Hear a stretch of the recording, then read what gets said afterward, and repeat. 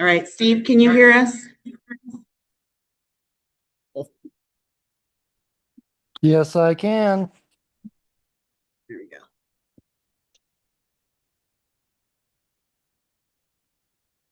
Yeah.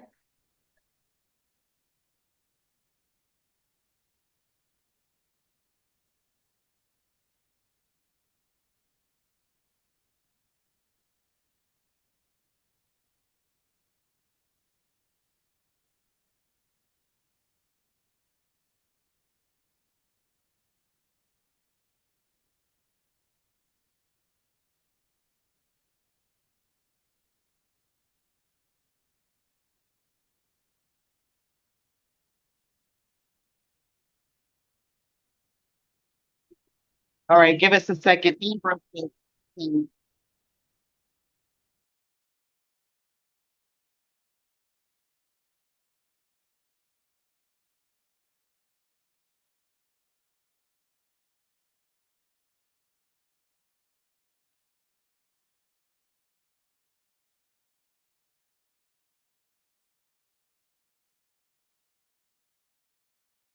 Speaker.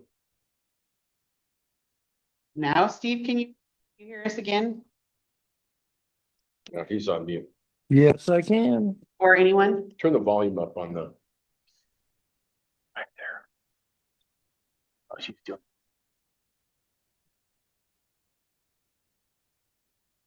We can hear you. I can hear you. Feedback from it. Okay, hold on a second. It's only partial feedback. Reboot. Reboot, not reboot.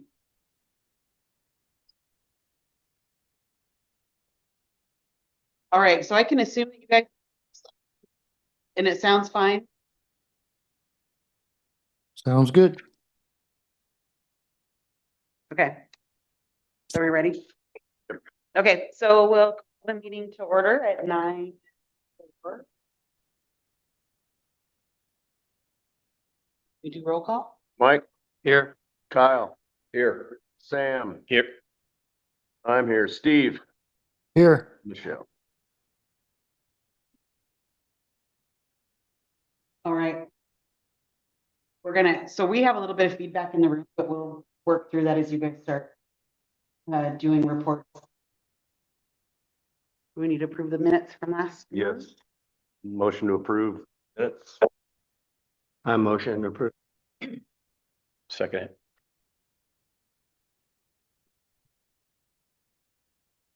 Mike.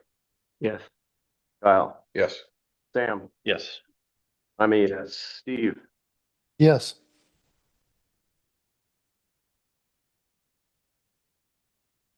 Okay. We don't have on the agenda is putting in for our current vacancy. So we'll start that. So we have our current director of vacancy. So we'll start there. Yep. So let's start. I don't remember how you guys did this last time. I wasn't present for the last one. We have two. We have Ryan Nobles, who is on via Zoom, and we have Eric. And I didn't get a chance to right behind. So do we start? Do they get to say a little spiel? Sure. All right. Erickson's here in the room. What do you want me to do? Just feel about myself? Yeah. Yep. Yes. Why you? Yeah, that's Yeah. great. Is that the microphone? That's the microphone. All right, good morning, everybody. My name's Eric Pierce. I've lived in the community now for, I don't know, 5 or 6 years. Background perspective, I have been either on one side of the board from a direct perspective, or I've been in a reporting responsibility for the last 20 years of my life. So I've got a lot of experience with board meetings and just foundation, the ownership of how board should work. In my kind of professional career, I spent most of my time as a technology executive and leader. A lot of background in technology, understanding business, starting business, investing business. So I have a lot of I think I bring a different perspective to the board. I also think it's a good idea to have balance on a board and understand kind of different perspectives, even if maybe I agree with something 100%, and everybody agrees. Somebody needs to be the one that says, maybe we need to think about the other perspective. And frankly, to be real honest with everybody, the reason that I even put my name in the hat is because I've been to a number of the annual meetings. There's a lot of people in the gallery that like to complain. And it's great to complain, but when I used to have a team, I would say, you can bring your complaint to my office. I want you all to bring a solution. And I felt like in order for me to not be one of the complainers, it was up to me to apply for the board, try to get involved and see if I can bring my leadership and expertise to make a difference in this community. Awesome. Any questions?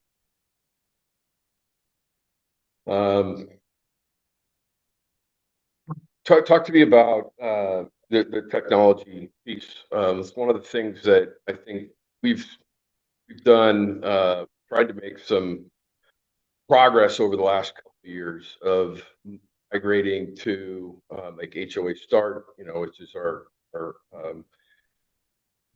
website platform. It's where we're storing all of our documents, and I think done a really good job of making that first attempt to be using technology to be transparent. Sometimes we put stuff in our website and it's hard to find. Sometimes it's in multiple places. But just talk through your experience of using technology, different data sets from different places. How do you bring all that together to bring solutions to a board or to a community? Yeah, I mean, it's a classic problem. And I think every company, every board has the same issue where everything gets saved everywhere. You can't find it. It's not organized. I think before you think about the technology, it starts with your processes, right? And having robust processes and understanding how something is to work. Once we understand how it works, statement procedure, we can automate it. And I think that oftentimes we get a little caught up here on trying to, not necessarily this bad, but cater to the lowest common denominator. And I think, and this last meeting was a perfect example. There was effectively two votes, if you will. And the mailer that went out, in my opinion, wasn't even a valid mailer. And then we get into the board meeting and we didn't fully understand that to do a special assessment increase requires a membership, not quorum, right? So there's a lot of things we can do with technology where it would maybe we have everybody's, I'm sure 90+% of the population has email address. The email address is unique. We can tie that to the property. We can then use automated mailers to go out, secure votes, have people apply, click the button, scan the QR code, whatever it is, and actually have a formal record of what's happening out there. Again, there's people maybe that have older technology. We can print out packets that can pick them up at the office. But I think that the website, indexing things, having the processes, and just basically embracing current technology and how we distribute information goes a long way. And it's, we've in the last 3 years made huge strides. There's actually a website you can kind of find most of the information. It gets updated, and there's, I don't know how fancy we get, but you can always apply a little AI engine that lets you search all of the archives to find whatever you're looking for. So it's not necessarily that we're going full overboard and everything's going to be technology first, but it's just using what's available to us to make our lives simpler and maybe save some money and get more accurate reporting of what's actually happening in the community. Any other Thanks. questions? No. Sounded good. All right. Steve, you have any questions? Yeah, Eric, what would you start with first? Obviously you've searched our websites and looked at a few things. What would be the first thing you would start with? That's a somewhat to me to answer. Hold on, we got a little feedback in here. Yeah, so I think first thing, if I were to get elected to the board, is first understand just kind of the ebb and flow and the cadence of the board and how that operates. Look at what we have, look at the different platforms that we have before we make any kind of decisions. And then once I kind of understand the framework and we align as far as, what's the right way to communicate, there's several different communication channels today. Kind of getting to all of that information to a single place. So it's probably more about just getting that general understanding and understanding what we have, what it could be, building a vision around that, and then starting to execute. And the technology, again, is kind of it's more of a tool, but it's really getting kind of understanding of the information, what we want to ultimately be as we go down the road from a strategy perspective. Does that answer your question? It does. It tells me where you're going to start, and you're going to not just make a knee-jerk decision and start tearing everything apart. You're going to analyze it and see what's the best way to go. It's time consuming. Do you have available time for this project? I do have time. I left my corporate role in December, and I'm exploring some new opportunities. But for at least the next 12 months, I've got a lot of time. Well, I've got things I'm doing. Don't get me wrong. So it's not like it's just unlimited time. But yeah, I have time to dedicate to the role for sure. Thank you. I appreciate that. Absolutely. All right. Thank you. Ryan, Okay. Yes, I am here. I'll give you a little video, make it more personal. okay. Yeah. Well, they can't. Well, they can't. Hold on. Can you hear Go ahead. me? Okay. I'm going to piggyback off of him just a little bit because he hit it pretty much on the head. The major difference I think you'll get out of me versus him is the fact that I've done this once already in a short-term role, and we're working with 11 months. It's going to take time to catch up to understand exactly what we have going on to make decisions that are lasting. So, with the 1 year that I was given, I was able to get the website up and running. Now, I'm not taking credit for all of the content and the way it's structured, but we had to get a switch, and we needed to facilitate better communications. At the board meeting, that was my leverage moving forward. That's what I operated on previously, and that's what I will continue to work with because in the grand scheme of things, we're not the largest of HOAs. We have very limited or very little things that we actually need to manage as far as assets go. It's mostly just getting everyone on the same page. We're such a mixed breed of full-timers and part-timers, people who want to use the internet, people who don't want to use the internet, people who still like to operate on pen and paper, and then those who do want to go straight digital. So it's understanding those hurdles, and then bringing everyone together to where everyone can understand at least where we are and where we're going. So yeah, again, I'm not new to this interim pinch hitter role, if you will. I did put my name in for the full-time position, did not make the vote, and then here we are. So,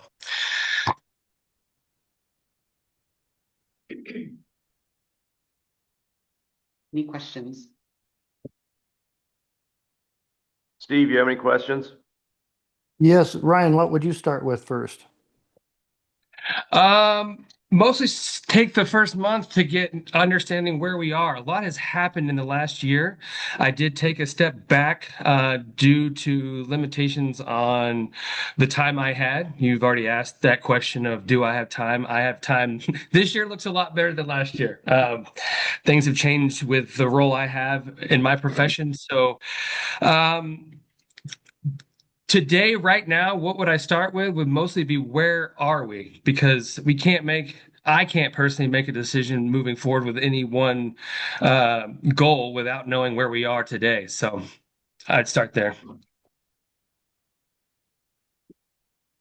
And you did say you have the time. Your situation has changed where you're not quite as busy this year. Is that As how I easy. take that? All right, thank you, Ryan. Oh. So now y'all get to vote on this. The way that, I think did you do it last year by texting last time? Mm-hmm. So you guys text your decision to Dave, who you are choosing between Eric and Ryan. So Steve, I know you've got Dave's number. Yes. Using technology. Using technology.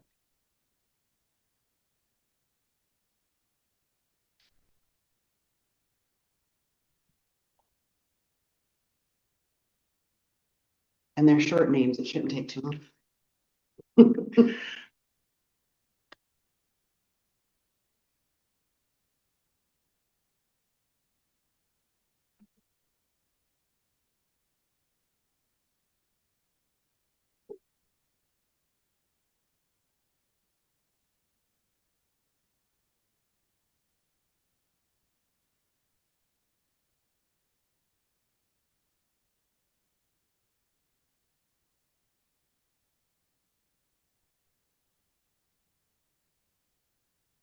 And the winner is Eric. All right. Hooray. That'll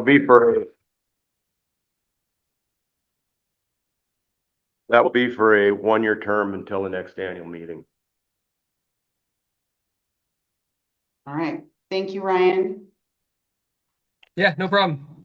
Good luck. All right. So question, does Eric sit at the table? Did Yeah. you vote today? I think that's That's your chair. what it said. Welcome to the table. Yeah. Welcome there. Thanks. Yep.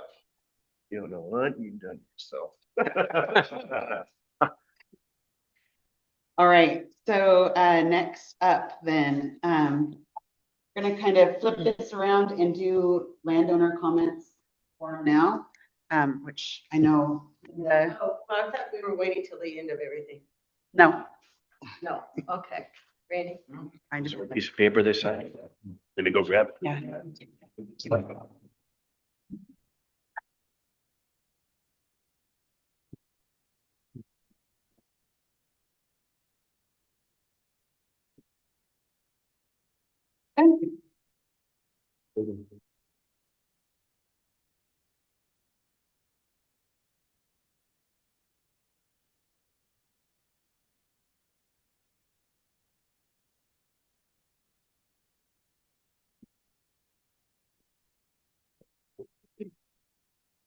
Okay, I'm gonna.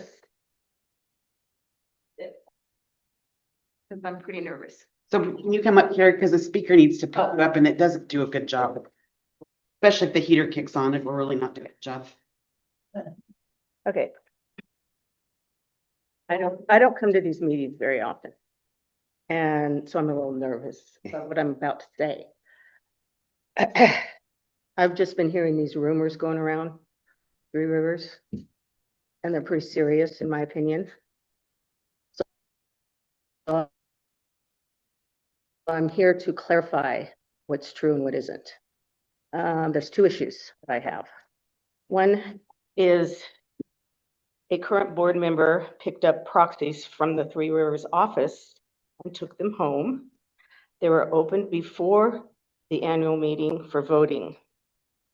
Is this true? Absolutely true. Okay, and so I would say that's called tampering of sealed documents. That's what I've heard. I'm not accusing anyone, I'm just hearing these things. The second concern that I've heard as a rumor, a current board member took cash from the Three Rivers office safe and replaced it with a personal check. Is this true? Because this would be considered theft or embezzlement. But where was the money missing? Was there any money missing? There wasn't any money missing, but opening a safe in the Three Rivers safe and taking cash out and replacing it, that shouldn't be allowed, in my opinion. So it wasn't, it was taken out. It was immediately replaced by a check that ran through the check reader before the money ever left. Okay, okay, well, these are the rumors I'm hearing. I understand you. Okay. Fine. Proposal.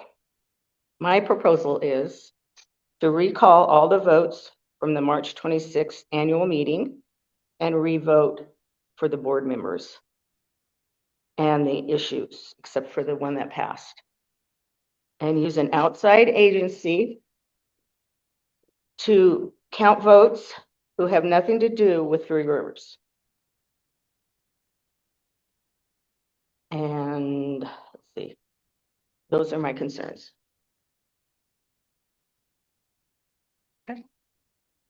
Any questions? I would like to make a proposal. Can I do that, or a motion? To recall all the votes from the annual meeting and re-vote. And have an outside agency or whoever count the votes. So Linda, do you want to re-vote on the board members and re-vote on the stuff that we voted on, or what are you asking? Well, the one that didn't pass. And yeah, The road assessment? Assessment can't be voted on by quorum. It has to be done by membership. That's our struggle. So we'll have to revisit that topic and do some sort of either mailer or email system so we can certify the votes. But it's a membership plus vote, not a quorum for the assessments, because that's just not. That's why it didn't pass. I mean, That's definitely something I'm sure we'll be addressing. because I it needs just to be don't both think the money. voting was done properly, in the proper way.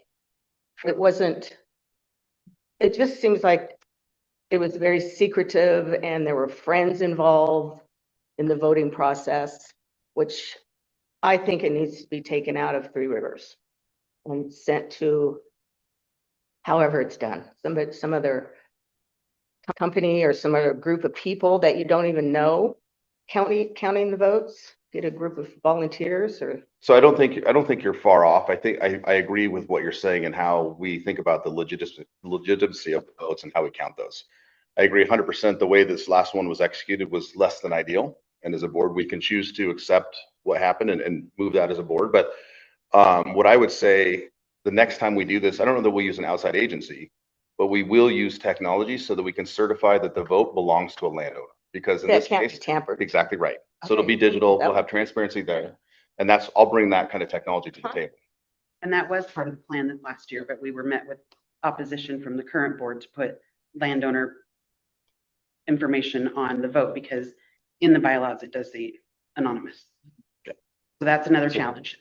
HOA Start does have an online platform to be able to vote online. We talked about it at, I don't remember, January's board meeting maybe, to start pivoting and moving everyone to a more online platform so that we are taking away just the need to count, the sheer amount of time that we take to have to count those votes at an annual meeting. I mean, we end up filling time. I mean, we're making up all sorts of time and our meetings go 4 hours. So there's an absolute online platform to be able to do that. That was my. And that'll bring can't be fully transparent, but at least bring some accountability and controls around who's voting, how many times they vote. And if we were to go through an audit situation, we could then validate that we have the right amount of votes to pass a particular motion or a special assessment. Absolutely.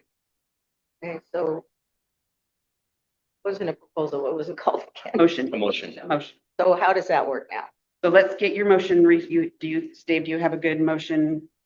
I want it to be restated again so we know what we're exactly going to be Recall, voting on. because of the. Okay, so recall all the votes that were made at the annual meeting. And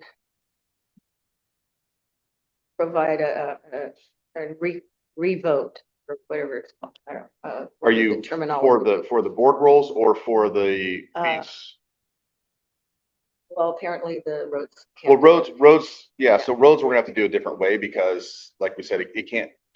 Quorum isn't going to be able to approve a special assessment. Right. So that'll have to go through, and we'll have to send a mail or email or something like that. Well, if it could get revoted, I'd like that to be revoted on too, and the board members. Yeah, I think it's. I mean, I don't want to pick out a certain board members who I wouldn't want to be revoted on because that's fair.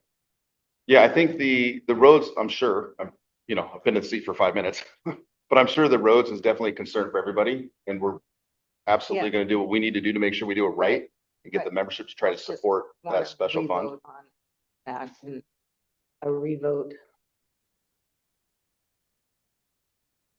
I mean, on the board members too. Because the proxies were tampered with. Can I make I want to get something perfectly clear here. The way that I've done this voting for the last 2 years is the same way that it's been done previously for years before that. There's nothing has been changed. Now, all of a sudden we have all these worries and concerns. Granted, we're looking at moving forward with this technology to where we can do this online.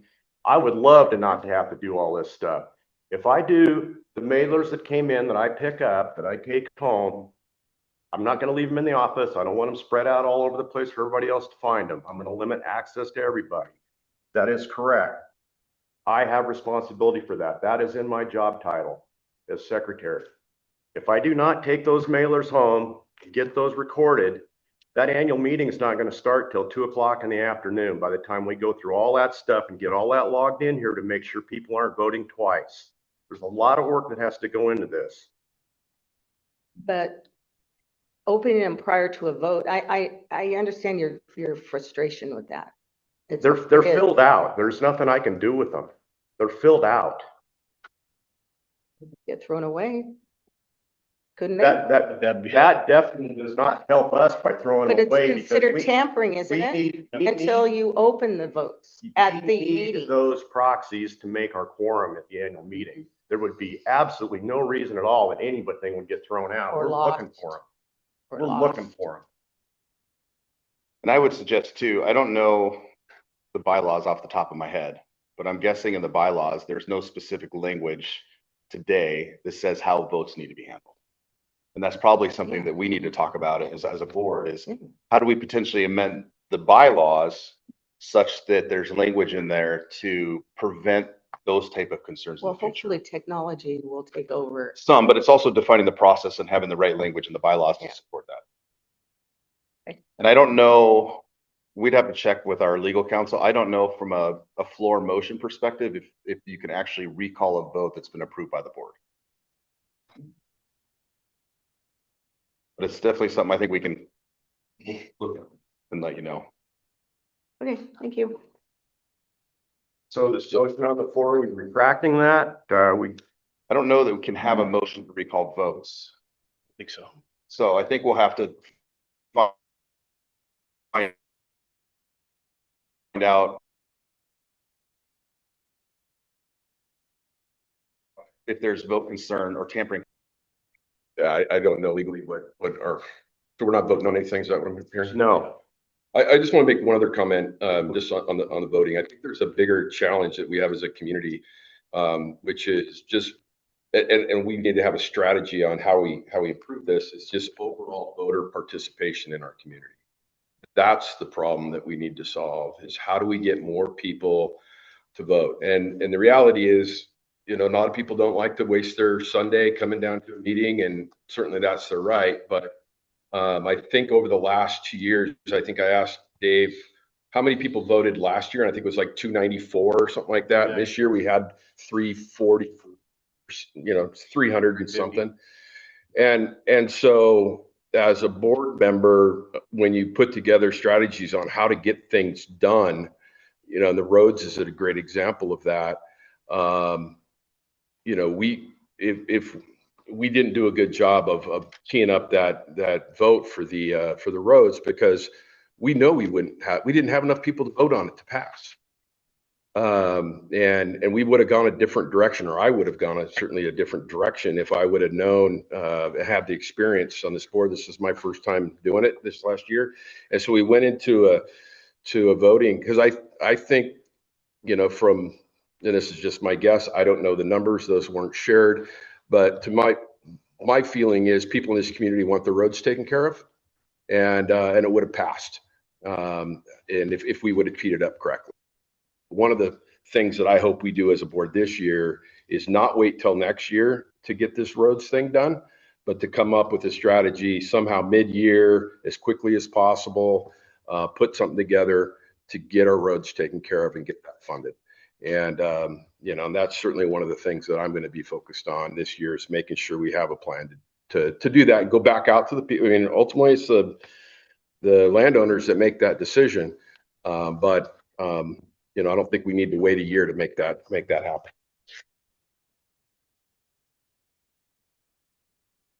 Randy Geisler said, as long as the secretary is meeting his responsibilities without disclosure to others, there is no foul. Well, thanks, Randy. And yeah, I was just looking at the bylaws too. So we'll just have to look at that too. All right, so let's move into our report outs. We have Lake Chinook, and I don't want to keep them, or I shouldn't say, any more questions? No. Steve, do you have any other questions? Comments? No. All right, So Lake Chinook is here. I want to give them an opportunity to have a chat and then not have to stick around if they don't so want to. Corbin looks sprawled. So please, our friends, tell us what is happening.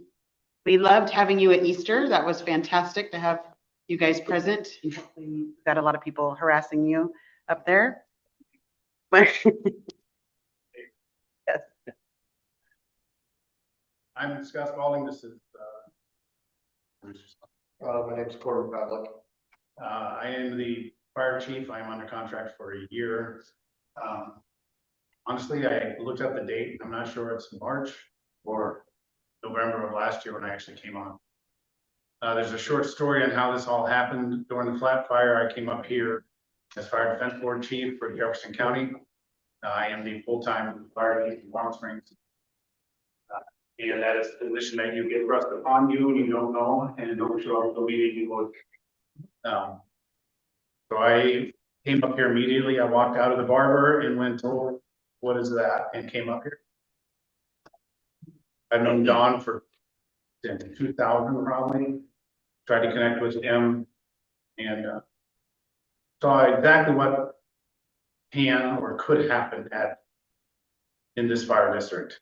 That fire went in the direction that saved this fire district, but obviously people with the daylights out of the system.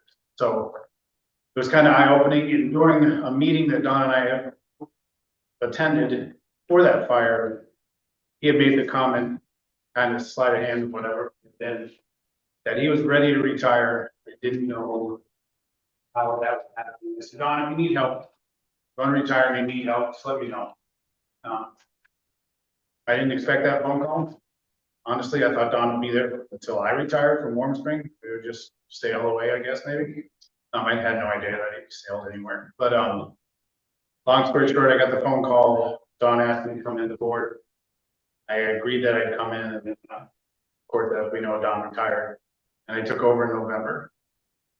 Ironically, Don's last day was Halloween, and I told him that was fitting for him.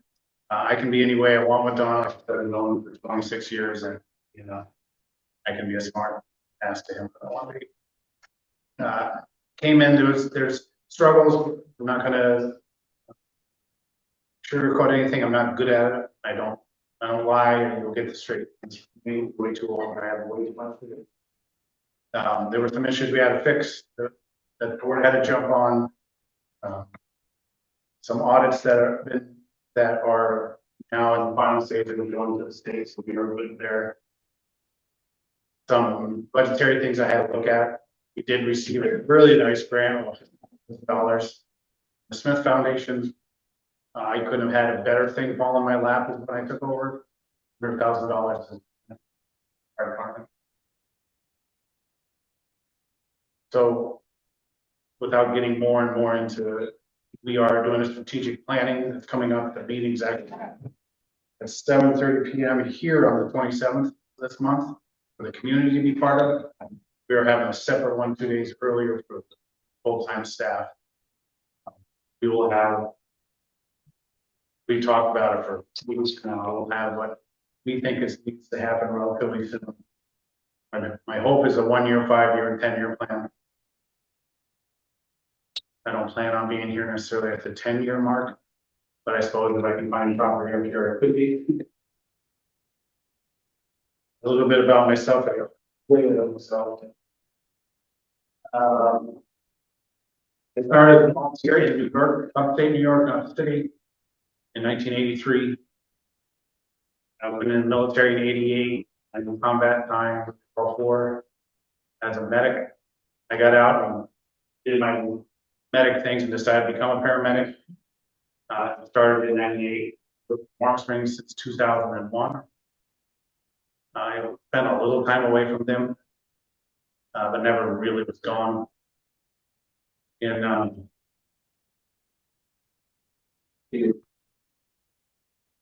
that, I guess I already talked about the other stuff. There's my office. I'm usually here Fridays and Saturdays.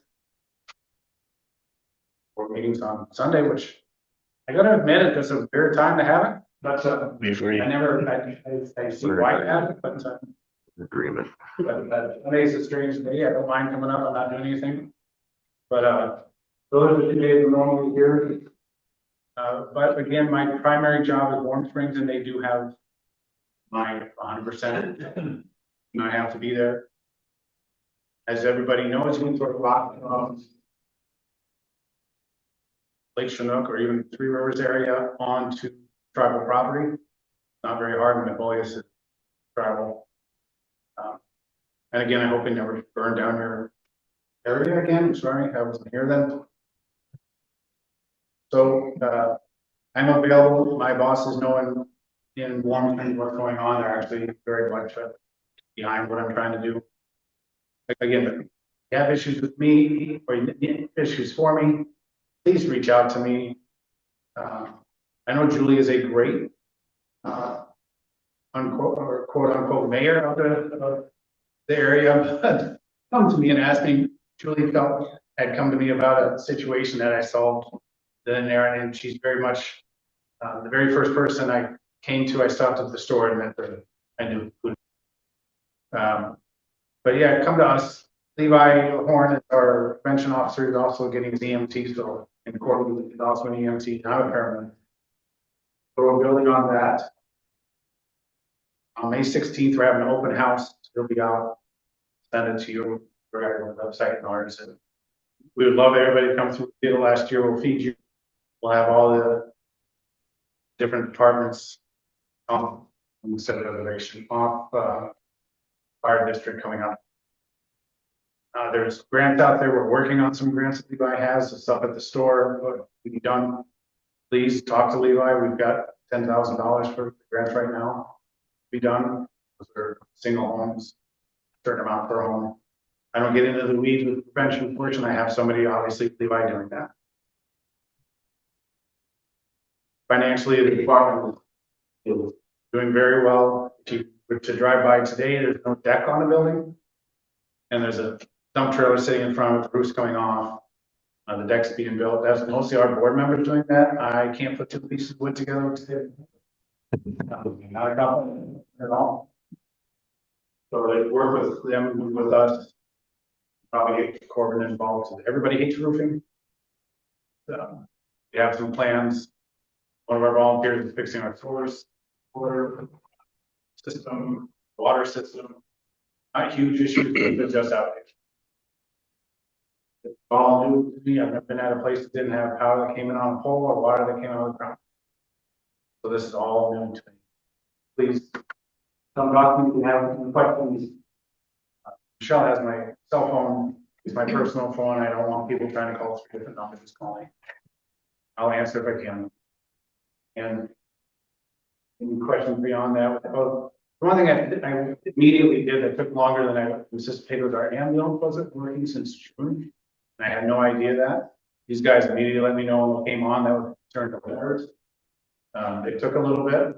We had to get the residents out of it. So for the guys that were living in it, that caused most of the issue. One of our volunteers was able to fix the whole thing, and as you see, it is here today. And on the strategic plan, new ambulances right there in the road. We need to get a different ambulance. The fund will work, but we need to get a good one. Our mutual aid agreement with Jefferson County EMS has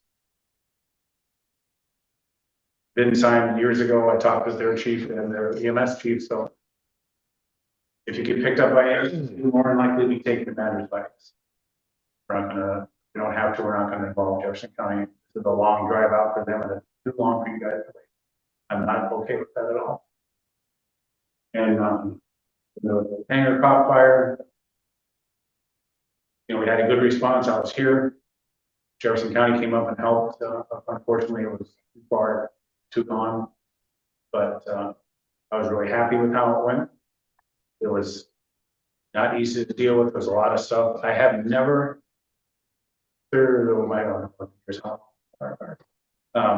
dealt with a hangar fire with a plane. That was interesting. I think these guys do a great job. They're training all the time. They do need more volunteers. We have all kinds of rules. You don't have to be, you don't have to think you're going to put a pack on and go into a house. There's at least one of them. And people that can drive, and people that may want to get their EMT. We need people to drive from station to wherever we're at to bring just simple things out. Food, water, whatever it is. People to run road signs. We need that. So please mute yourself, anybody who wants to. We'd love to help.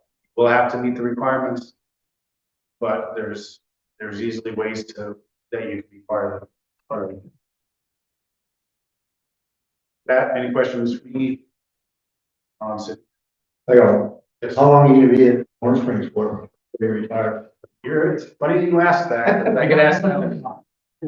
So I think that I would like to say that 2 year, I turned 60 this year.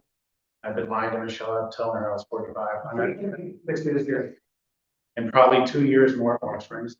And I am looking for property up here. I don't want to necessarily live in Three Rivers. I have a house in Madras that's paid for, so I'd like to have property, as I call them, the red sign properties, because I've never seen red address signs unless somebody like a nursing home or somebody being taken care of, so the signs threw me off. Saw them. But yeah, just a piece of property where I can hang out during the summer and yell at people as they drive by too fast. Come to the right place. This is the place. I have one comment, that, I could tell, since the November timeframe, since you came on board, just there's been a shift in, the partnership between Three Rivers and our fire department. I think there's been, some struggles, for probably lots of different reasons, but, on how well we work together. And it seems like, we're working really well together now. And, so I thank the fire department, and you certainly have our support as a community and as a board to continue to foster that relationship. So thank you. Well, we appreciate the partnership. I don't know a lot about Three Rivers. When I was in training with my paramedic, I did come out here a couple times with Jefferson County EMS. I had no clue where we were going. It was dark. I had no memory. My wife came out here. She worked for Jefferson County EMS. She's also a paramedic. You do actually get 2 paramedics with me because my wife has been out to CPR class. But I had never been. I've been down to the marina once during the daylight. I don't remember driving down. I remember the poor gal that had a broken leg. That was very happy to see Don and his group, and then when we showed up, carried a much painkiller. Yeah. So she was very happy to see that. And I thought, this is a cool marina, and I've never been here since. I apologize. I've never been out here. If you're not on fire, I wasn't here. But like I said, I enjoy coming out here. I enjoy the area. I definitely sorry that I missed it. I just had no idea. Well, I know I appreciate the partnership and the conversations, and you know that I'm always available to help you guys out whenever you, well, not always, but a lot of times I'm available to help you guys out as you need. And your board meetings are 3rd Fridays, right? Is it 3rd or 4th? It's the last Friday. Yeah, last Friday of the month. We seem to be doing good packing that room, so I think the more the merrier. Keep bringing them in. They run a tight ship. It is exactly an hour for their board meetings. So I encourage you guys, if you're interested in what's going on, you're going to hear the latest and greatest there. Any questions? Steve, you have any questions? I do not, but thank you very much. I appreciate you talking with us. All right. Well, thank you. Next up, John. Thank you.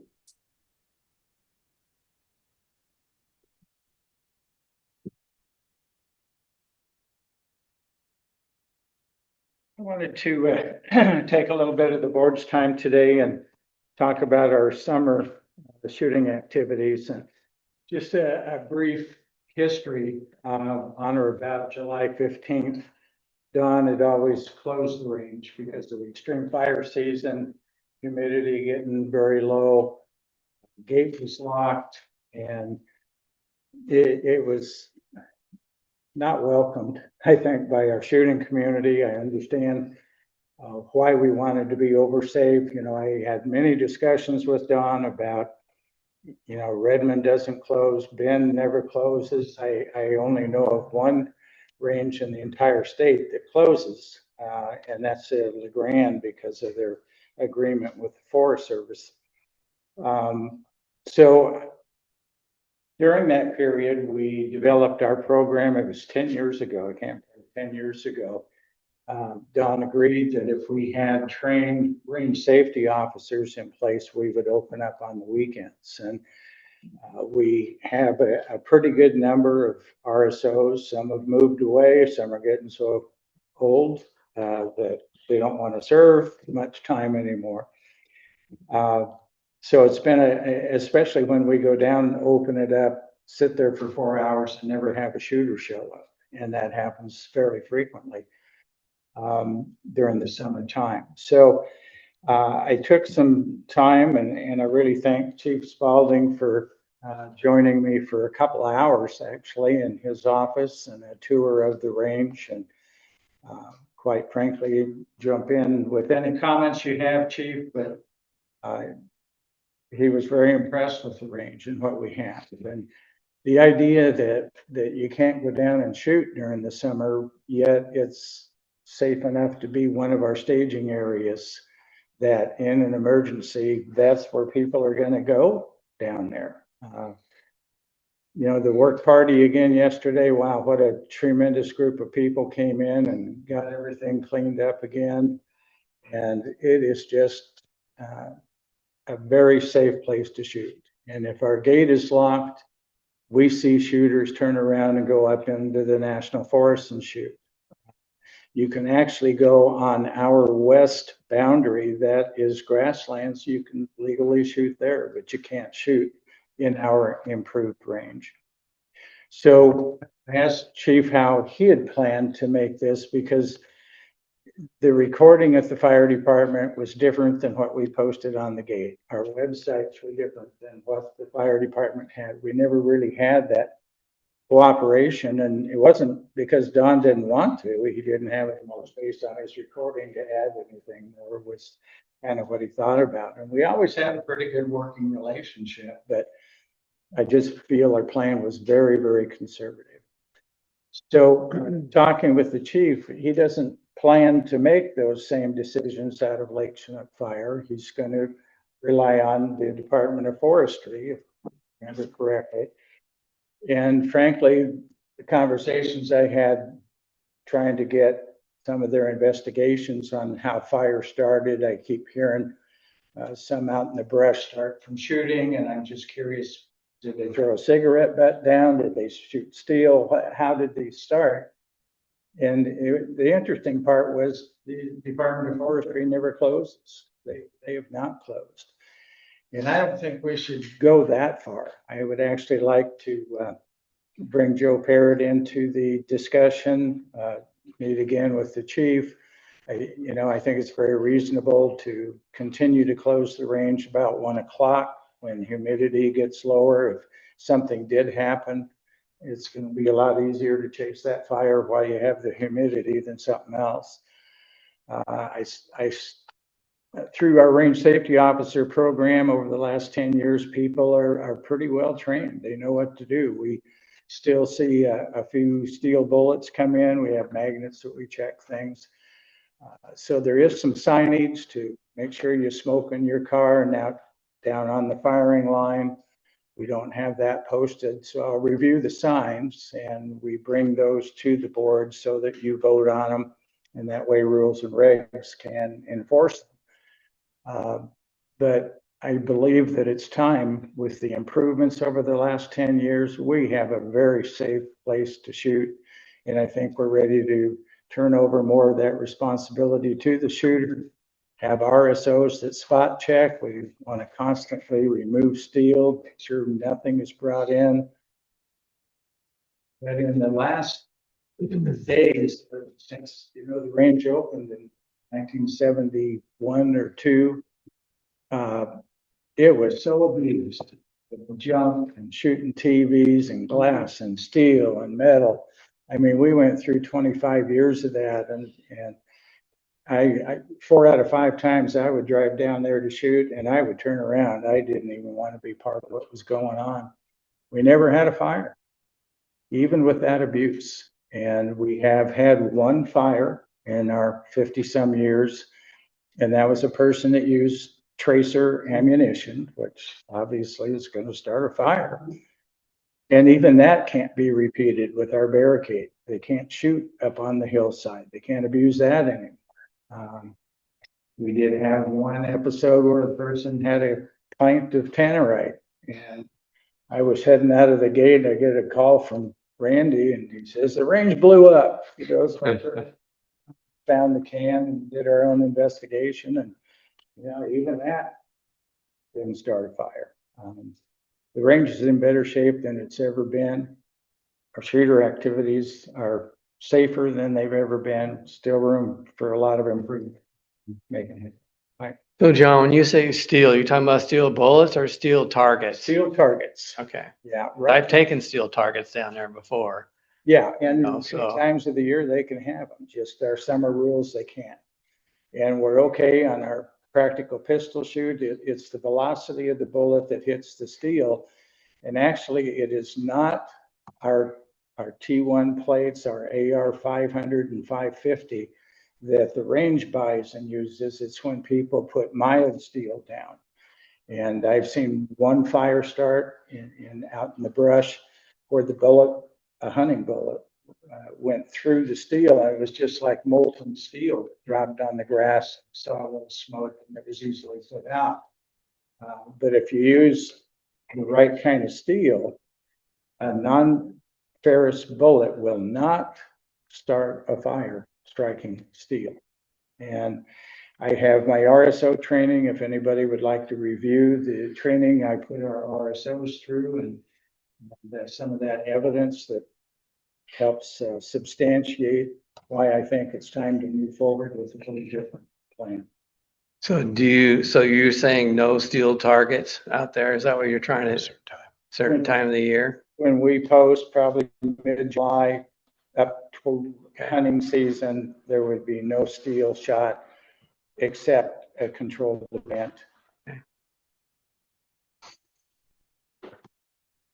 So what I'm asking, if the board thinks this is worthwhile, I'll put the plan together, get our signage, come back and say, here's what we want to do, and give you something more decisive to actually say, okay, this makes sense, or no, we just want to be overcautious. I mean, nobody wants a fire. But again, we create more of a problem by not shooting there and letting people go to the perimeters of the property. You never know what direction they're shooting at houses, start fires. It's completely uncontrolled. I think you should, put a plan together and bring it to us, and Chief, a good idea. Additional comments. I'm gonna punt this a lot to the people that know. When we went down, I've never seen a range like that before. I've not gone on a lot of them. I'll admit, back in my younger days, we'd go down to Bend outside of China Hat, find it somewhere dug out. I think this is such a huge, important thing to have out here. We had somebody call the station, wanted to use some tannerite on a teddy bear. We thought it was insane. I didn't believe I was much more politically correct than what I just said. So, I mean, having the folks down there, having the different safety setups they keep having, the threat is not coming from the shooting. The threat will always be from somebody throwing a cigarette out or doing something like that. And we know that, I don't know all the states, but the cigarettes don't burn very well when you do throw them out, but they do burn enough to set a fire. I've seen it even since they changed styles. I'm in 100% support of however the board decides to do it. It can be open, no reason to close it. Maybe in August, like you were saying, we get to 1 o'clock afternoon. A lot of stuff does get shut down when it's really bad. Obviously, with the fact that we would actually have people there if there was a fire in the area. You know, or if there was an event going on and the fire came by, they would shelter in place right there. Speaks volumes of the fact of what the work's been done. I could not believe it. I have never seen anything so prepared. I'm not trying to sound, I am a hunter, but it's incredible what they have out here. I think the reason is incredible, that you should never try to squash it down because of what really isn't an issue. We will always listen to ODF if they're closure out here. I'm not gonna make wild closures just because it's a sheep somewhere else. But this never needs, I don't think it needs to be closed ever. And like I said, we can meet if it starts getting bad in August. August is the worst one. Even then, I'm more concerned about somebody going down, not seeing it open, and like you're saying, drive right into the deal now. With their car that is way over too hot to be in there, let alone. I just want to emphasize that bullets are not a concern of mine. And the way it's set up, there's really no way for it to go anywhere. And the reservation is never closed and never had an issue with shooting stuff. So John, the long range, when you're shooting, you've made it so the people can't shoot up very high, right? Correct. Okay. I did see somebody put another table in front of our shooting benches and put a piece of plywood farther up the hill so they could get under it. People, that's why, again, spot checking, constantly looking down there. People want to shoot longer ranges, especially preparing for hunting, which is, again, our worst fire season. So I have cameras that I check multiple times a day.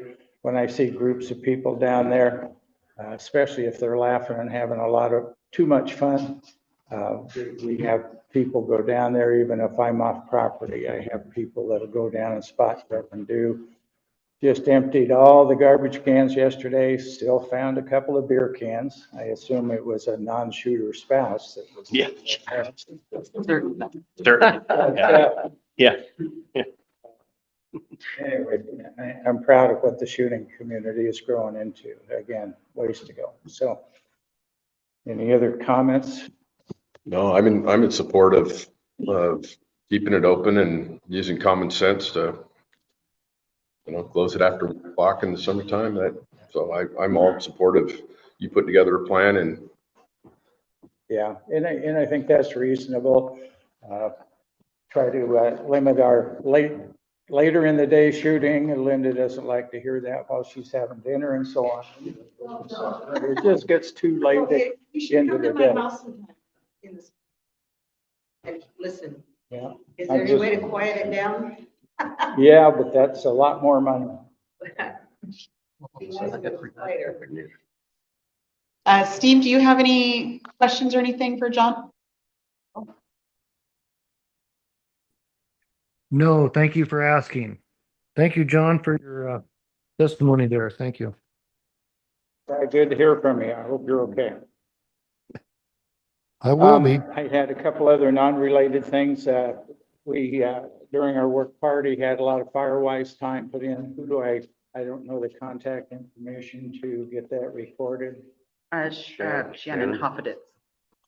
And it's actually, if you go out on our HOA start site, there is a link out there that you can record. Yeah, there's a form to fill out on the website.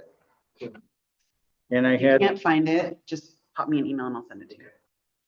I had a contact yesterday from one of the people working down there that heard the old snowplow or a dump truck is going to be up for sale. They're interested in talking to somebody about buying that. Who's the contact? Yeah. I thought we were waiting for the title to come in on that. I looked into it, and the process is, I did a little bit of shoulder tapping to try to get a local towing guy to help us out. He didn't want to get involved in it. And the last time that thing was registered was in 88 or 89 in Kennewick, Washington. And so it makes it hard when it's in Washington. So technically, I got the packet, I got the information, but it's a process to fill it all out, to file the association has to file the lien on it. And then you gotta say you had storage on it, you gotta build up a bill against it, obviously. And then you submit that to Oregon DMV. It's about a 3-month process. Or there's a place called Montana Title Company. They can do it, but it's about $1,200 to get them. It's not gonna be easy. If it's registered in Oregon, if somebody were registered, we'd have a title already, but they never did. Now it's kind of a hurdle of which way you want to go with that. So we'll probably have to think about that a little bit and Yeah, I mean, so Bobby, you probably have more experience on this than I. So what are our options? If we want to sell this thing, can you sell it with? I mean, title. you sell without a title, as is, where is, and that's kind of what you do, and they assume that responsibility. Or if you want me, I'll take the time to do it, but it's a process. And cost. Show those parts truck. All right, let's take a look. Yeah. You look, Part track. I'll get more money. All right, thanks, John. That's it. Thank you, John. Thank you. yeah. okay, so that kind of rolls right into Kevin.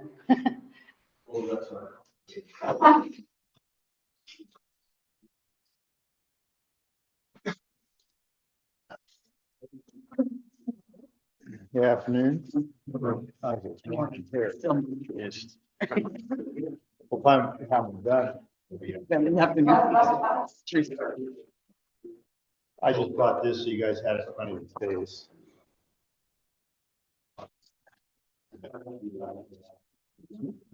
Good, perfect. Okay, anyway, I guess I'll just start out with the budget. As soon as they're done talking. Good luck. We might have come up with a remedy for the title. I already have one. Oh, do you? Yeah, her name's Julie, and I'll tell you in a minute. Yeah. Well, I just got wind of this start table.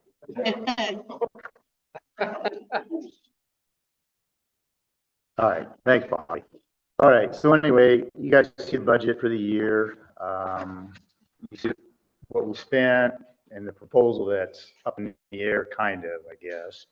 I spoke with Steve a little bit about some of this stuff, and I don't know all the ins and outs or the answers, but I know you board members are probably a little bit clearer.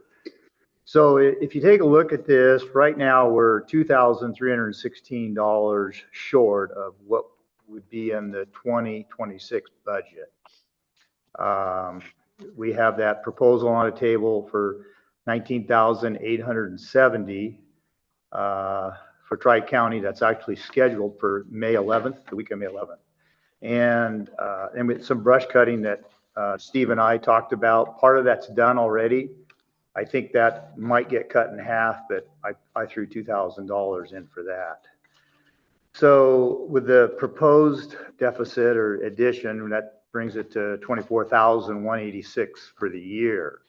And I know that you guys were looking in your budget to cover the proposal that I have plus the 2,300 that was over for the work that I did there on the corner. So all that being said, you guys can do what you want to do, but at least this is where I think we are. And I don't really see any other major work this year. There could be some potholes. I see a couple of them that might come out. Usually they're out by now.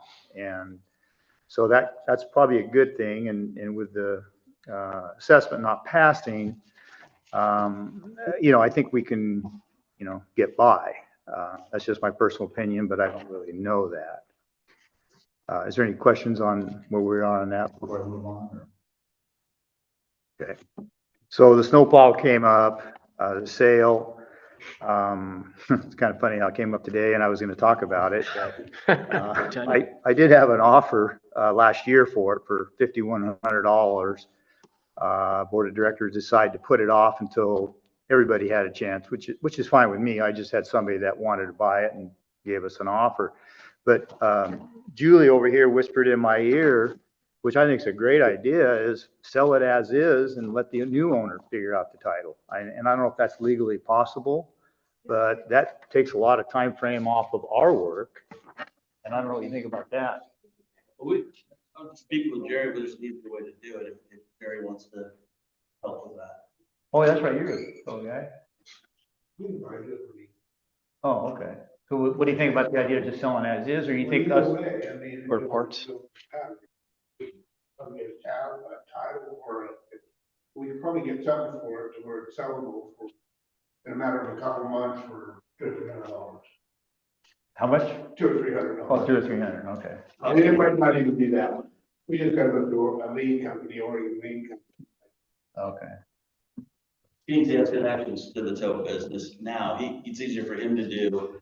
Yeah. If we do it as an association, Right. it's a process, because then you gotta prove a lot of different things to where they can make it work. Okay. Does it add more value to it that way? It could, Yeah. the title. All right. Nobody's probably getting to know it. Correct. Right. Okay, so we have two options. Sell it as is. Sell it as is. Well, So that's it. the one person that wanted to purchase it here was gonna use it here. You're correct. And we didn't, at that time, we didn't know about the title missing. We thought we could find it, but we couldn't. Okay. So I guess that's in the board's hand then to figure out what you guys want to do with it. Anyway, that money I think should go to the roads. I mean, Yeah. I don't know what you guys think, but, anyway.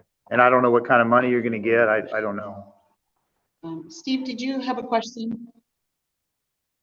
Well, I'm waiting for Kevin to finish his presentation. Thank you, Steve. Well, also on my list here was the road assessment and the timeline. You know, I'm obviously, if you want me to do it or you want somebody else, I don't know, you know, where you guys are going with it. This is actually the first meeting. I did talk to Michelle a little bit, on some stuff. Right now, her and I are the ones that are communicating. I don't know if that's still gonna be like that or if somebody else will. Figure that out today. Okay, right, yeah, anyway. So, and I want to go back to the vote, different type of vote was, so I understand that the board was, notified 2 days before the meeting that the vote for the roads wasn't legal. Is this correct? That's when I heard about it for the first time. And who brought that up? Do we know? Is that public information or? Well, I think it was a landowner that was looking through the bylaws. yeah, I don't know. I don't know who, I know, I got a, Dave and Steve brought it up to me, said that they got, that this was, we got a problem. I mean. So do we have a name? I do. Can you release it? Purpose with that, sir. Well, I have a question for that. Basically, put it to the board. Okay, my question is 2 days, it was notified to the board. Why, how long before did this person know this? Did he know it 6 months ago? Did he know it a year ago? Did he just bring it 2 days before the meeting after all the work he did? That's just my question is, and I think that's a legitimate question. It is. If it came 3 months earlier, what would that have done? Oh, wait. 2 weeks earlier. You don't think 3 months would have helped us figure something out? We would have had a head start on it. 2 days. Well, we didn't, when did we put it out? That's the other point. I mean, when did we put it? Well, I don't know. We've been working on the thing for what? But when it went mailed out to everybody is when they had it, so. Like 2 months before? Oh, I don't know. When did you guys mail it out? No, it was like a month. But I still think it gets back to that whole, we don't have landowners to show up to vote. We have such a low voting and we have to, I mean, I get what you're saying, like, this could have been messaged maybe differently, that kind of thing. Totally get that. I'm just looking. And we would have known, that we couldn't have done it at that meeting because we're never going to hit So 50%. I want to back up to the year before that where everything was grouped into one lump sum. And we got so much feedback, static from the association that this needs to be divided up. So if we hadn't divided it up, Right, well, it'd have been a done deal. you don't know that for a fact. I don't know that, but I'm saying that if that had been grouped together, that Well, vote would have been a good vote. Yeah, well, hindsight's 20/20, right? But And- the association didn't want it that way. You So throw that out, doesn't matter, because you can't say that it would have passed. It may not have. May not have. But it may have. So, but my question, let's answer my question. My question is I just feel that it was really unfair. I just heard that it was like 2 days before, and it's like, I don't know.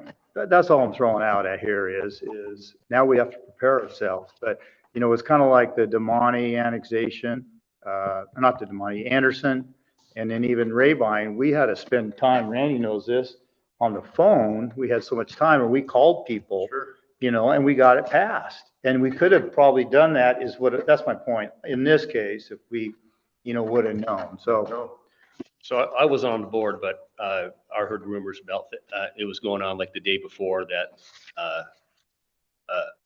homeowner was reading the bylaws. And in the bylaws, I think it was 3.8 or 3.9. Well, it wouldn't make any difference to the person who brought it up. The problem was, I think, was the board members not knowing their bylaws and what they should have done before they start voting. That's what. well, okay, but my only point is, I just asked the question is whoever that person was, have you known this for a long time, or do you just figure it out 2 days? No. That was my question. No, we didn't know anything about No, it. I know you didn't, but whoever brought it up, who I guess is incognito. So Randy Geisler just popped up in the chat and he said, I told the board, I found an attorney letter that led me to 3.8 of the bylaw just prior to the annual meeting. I didn't know there was a bylaw problem until the time I reported it. Oh, well, thank you for answering. That's all I wanted to know. That's all we knew. That, because it was just kind of like after all that work, and that's what I wanted. Okay. All right, I guess that's really pretty much the end of mine. You got any questions? Steve? Yes, Kevin, we're in a negative, situation right now. What are you actually asking for? Because, let's go back to a special assessment. We are going to fulfill that, I hope, especially with Eric's help. We don't have to wait a year to establish a special assessments for roads. Eric, do you have any ideas on that we can, get a head start on that before next year for a roads assessment? Yeah, I think it can be done relatively quickly. I mean, we're gonna have to figure out exactly what needs to be done and make sure we have accurate addresses for people, but I don't think it needs to wait a year. Perfect. So that's what I'm hoping for, and I think all the board is hoping for that, Kevin. So, but in the meantime, all we have is what we've budgeted in the maintenance area of the road. So right now, we have spent all of 24-25, and we have pre-spent 26-27. We talked about that before. So right now, the general fund is at 41,000. That's got to take us into June 1st. So that's the only place the money's going to come from.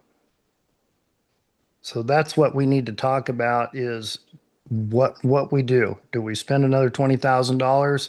We're already short. Yes, it's a short time before we get that assessment, but you got to remember that maintenance assessment, those maintenance categories that you draw out of, you have to save that until probably January. When did you start spending money out of the maintenance account, for instance, Kevin? What time of year? Well, this was a little different this year. It was kind of an emergency situation. But Right. typically, we don't start till, May, probably, So there we go. So that's my question. We have to save enough for brush cutting and whatever areas that we have those accounts set up for. We have to save those from January to the next assessment collection. So that's June. So that's what we did wrong this year is we spent that ahead of time and we kind of fallen short. So what kind of plan do you have? So it For, was wrong. and I'm talking, We what spent kind it. of, go ahead again, I'm Ridiculous. sorry. What's that? You, yeah. Well, let me chime in here. So we know that the common area maintenance, I think around the corner, I'll call it the Memorial Wall corner, that's scheduled to be paved second week of May. Is that correct? Well, it's scheduled, and the reason I put this out here is this still a go? I'm not. So that's where I'm getting at, but that's like just under $20,000 to get that done. Yeah, right, yeah. Right. And in my opinion is that's a priority. We need to get that road fixed, paved. And so if we have, if we need to figure out how to come up with, 20, if we do the brush cutting, another $2,000, so $2,200. So we can go, we do as a board have the flexibility to take a look at our existing budgets and move things around based on need and priorities. To me, that is a significant priority. We know that I had budgeted, we as a board last year had budgeted $20,000 for outhouses. With the goal of reducing the number of portable units we bring in, combination of reusing some of the existing outhouses, and then saving some money to start rebuilding some outhouses down the road. Maybe doing a prototype, and then every year or so build an outhouse similar to like what we have at the gun range that'll last us another 40 years. I think there's some money there that we can apply towards this 21,000 or 21,800. And I think we could go back through our budgets and perhaps take some haircuts in certain areas to get us the funds we need to finish this project. To me, that's the priority.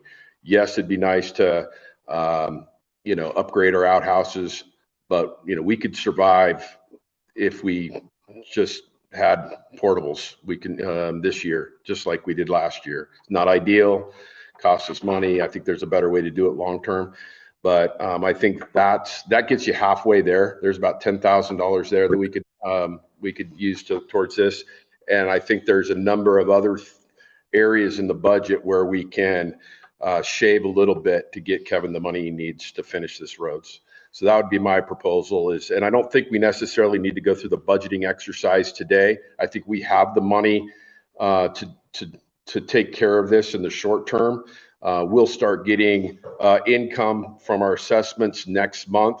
I did an analysis on how quickly does that money come in, and it takes from the day we send the invoice, it takes about 3 months to get all the money in. About 94% of the money comes in the first 3 months of when we send that out. It's going to be a total of 344,000, which is the total budget. It's actually going to be a little bit more income than that because we've added some properties when we did the 344. That didn't include some of the Kevin Spencer properties. So I think there's an additional 7 in dues paying members. So I think we could relook at the budget, look at the income, look at when it comes in.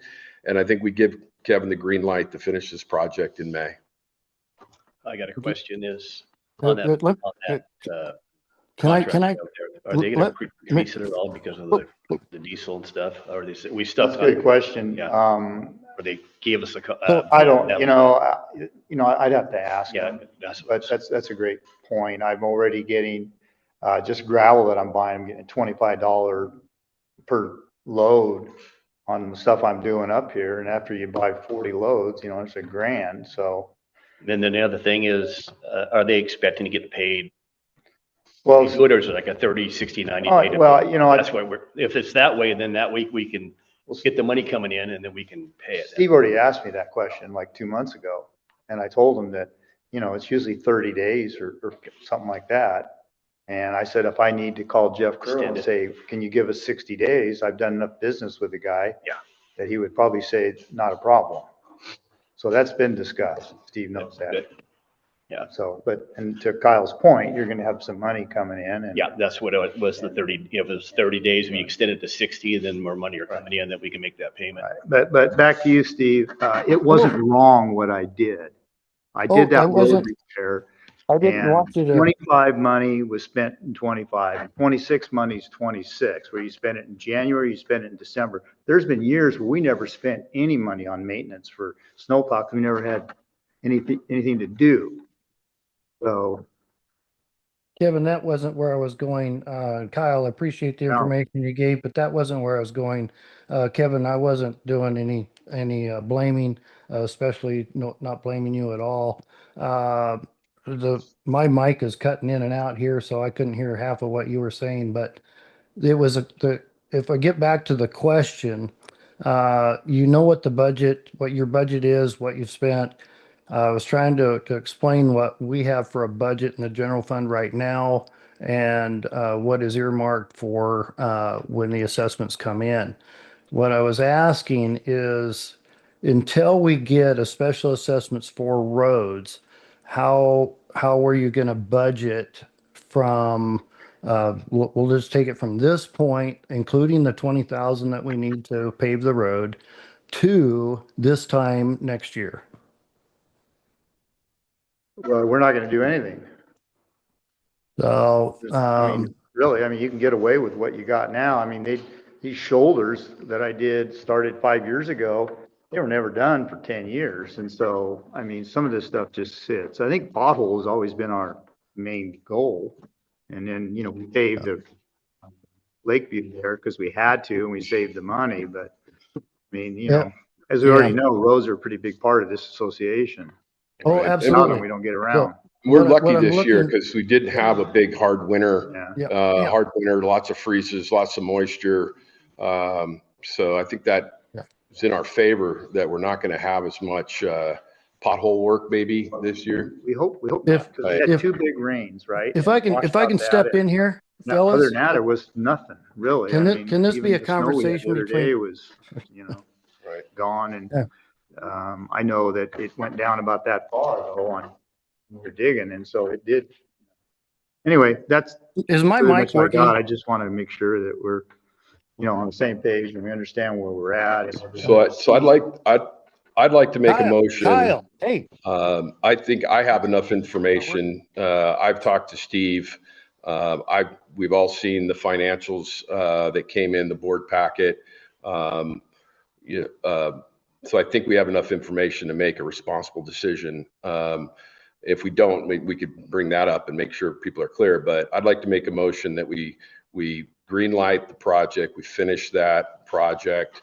And Kevin, if there's anything you could do with making a call and net 45, net 60-day terms. I mean, we're going to be that kind of tight, in terms of cash flow over the next couple months until we start having money coming in. But I think I'd like to make a motion that we move forward with the paving project as scheduled on May 11th or whatever that date is. I think it's week of May 11th right now. week of May 11th. That's my motion. Can I make a comment first, Yeah. Kyle? My only concern is, Steve, you've said we have 41,000, right?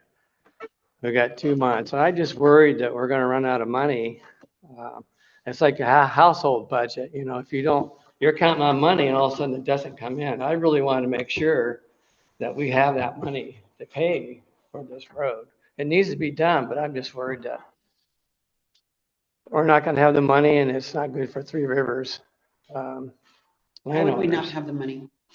Well, you do we able- have the money? Am I Well, mean, able to be physically heard? not now, but it's not like nobody's gonna pay the dues assessment. I mean, Yeah. we all have to pay dues, so I get where you're coming from. I'm just, but I'm just making yeah. a comment. I just want to make sure, we do it and all of a sudden all that money doesn't come in right away and there's a shortage. I want to make sure we can get it all figured out and it's good for everybody out here. Did we get some of these questions answered from Kevin to the Tri-County and get some of those questions answered before we move forward with this vote. Which questions are this? As far as extending the terms. Extending the terms, and if they're gonna maintain the same price. I don't want to green light something and we don't know the firm price. Well, yeah, we didn't know we were gonna have a war, right? Exactly. Start digging up holes. So Steve needs. Hey, am I able to speak? Am I able to speak? Can you guys hear me? Yep. Yeah. Oh, hey, great. Okay, Kyle, could you stay quiet for a moment? Because the conversation is not done between Kevin and I. So if I could have the floor, I have just a simple question for Kevin. I'm not getting through. It's, again, Kevin, no point in trying to point fingers. That's not what I was trying to do. What I'm looking for is, do you anticipate any extras before we get a road assessments? Because all we can work with is we got to find $20,000 for the paving, and we can work with the maintenance money that we're set up for. I believe it totals about 34,000. So am I confusing the situation, or am I actually asking a question that everybody understands? Yeah, you He's can looking at that. So I think what he's saying is, and I think you already said it, do you see any other things that might be coming down the pike that we have to spend money on this year for the road? The only thing I really saw was a couple potholes. If you're going down Lakeview, there's one there. And last year I wanted it done and they missed it, and, they were gone. And anyway, no, I don't really see anything because they're not going to come up for one pothole. Right. The only thing that we would do, would be, because we're gonna have to saw cut that, okay? Tie in the road, okay? So there's that one pothole going down Lakeview. You guys probably all know it, right? It's only about 100 yards over the hill. You probably see it. Is have them do that at the same time. I couldn't. Sweet talk. I mean, it's not going to take much to saw cut that and patch that there. Yeah. So Which I Steve, think. is that what you were trying to say? Is there, do we see anything else coming down the pike for this year that we might have to worry about? Or is this all in and good? Done that. So, yeah, Steve, I don't think you could hear. I think you were saying it was fading in and out, and Michelle's, I think she clarified that no, I don't see anything other than that one pothole. And then we did the spraying that you and I talked about. So at any rate, that's where we're at. Perfect. So just one more clarification. So beginning, let's just say January to June of 27. What kind of funds will you need in those maintenance categories to finish those months for 27? I don't really anticipate anything right now. I mean, the reason that we try to do some of this work prior to summer, it's a lot easier for us, or in the fall. And that's what we've been planning. And it just happened that we did this road work down there in February? And we had good weather and we had nobody around. So Oh, yeah. that was a good part. But we don't really plan anything until those potholes start popping up. I mean, a couple of years, I had 4 or 5 popped up there on Lakeview in 2 days, right? And so we didn't get them fixed for 3 months because you have to schedule these guys farther ahead. But I think the only thing that really is coming up next year is crack seal, like I said, and shoulder work and any pothole repair. Spraying. We're working towards doing a chip seal is what we're working for. How about spraying, tree trimming? I'm not sure. When did Brent start spraying this year? Oh, we did that in February. Okay, we had that dry weather and stuff. Yeah. And then he just did it, 2 weeks ago? He did the lower parking lot down there above the marina. So we're going to be looking. And he did the front at office already. And I think the only thing we're doing now is the knapweed down here in Little Canyon and Big Canyon. And that's a part of that $2,000 there for all that. So we'll be looking at that again this time next year, right? Oh, yeah. Okay, so right. that's the figure that I'm looking for. What? Oh, okay. Those okay, little things.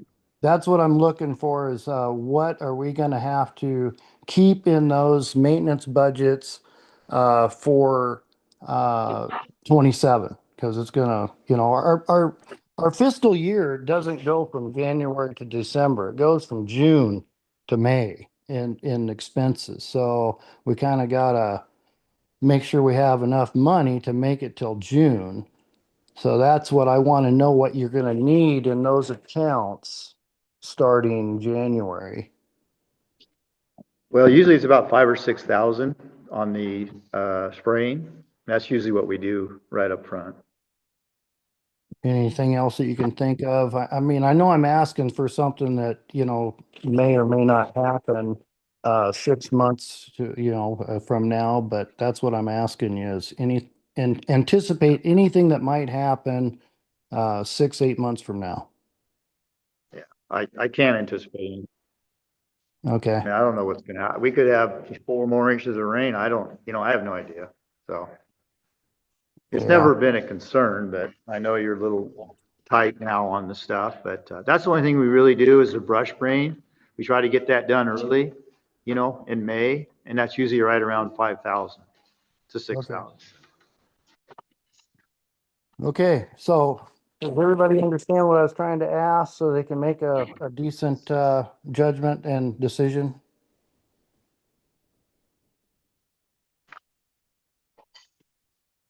I didn't hear what he said. Do you guys all understand what he was asking for the clarity of the budget so you can? Yeah, no, yes, I clearly understand, what you were asking, Steve. I understand money's tight. I believe that finishing that corner is a priority. I think we as a board can go relook at our existing budgets and, based on priority, make some shifts. And I also think that I agree with Eric that, we can, as quickly as possible, put together a package that the landowners could vote on to make sure that our community is funded well enough to take care of our roads.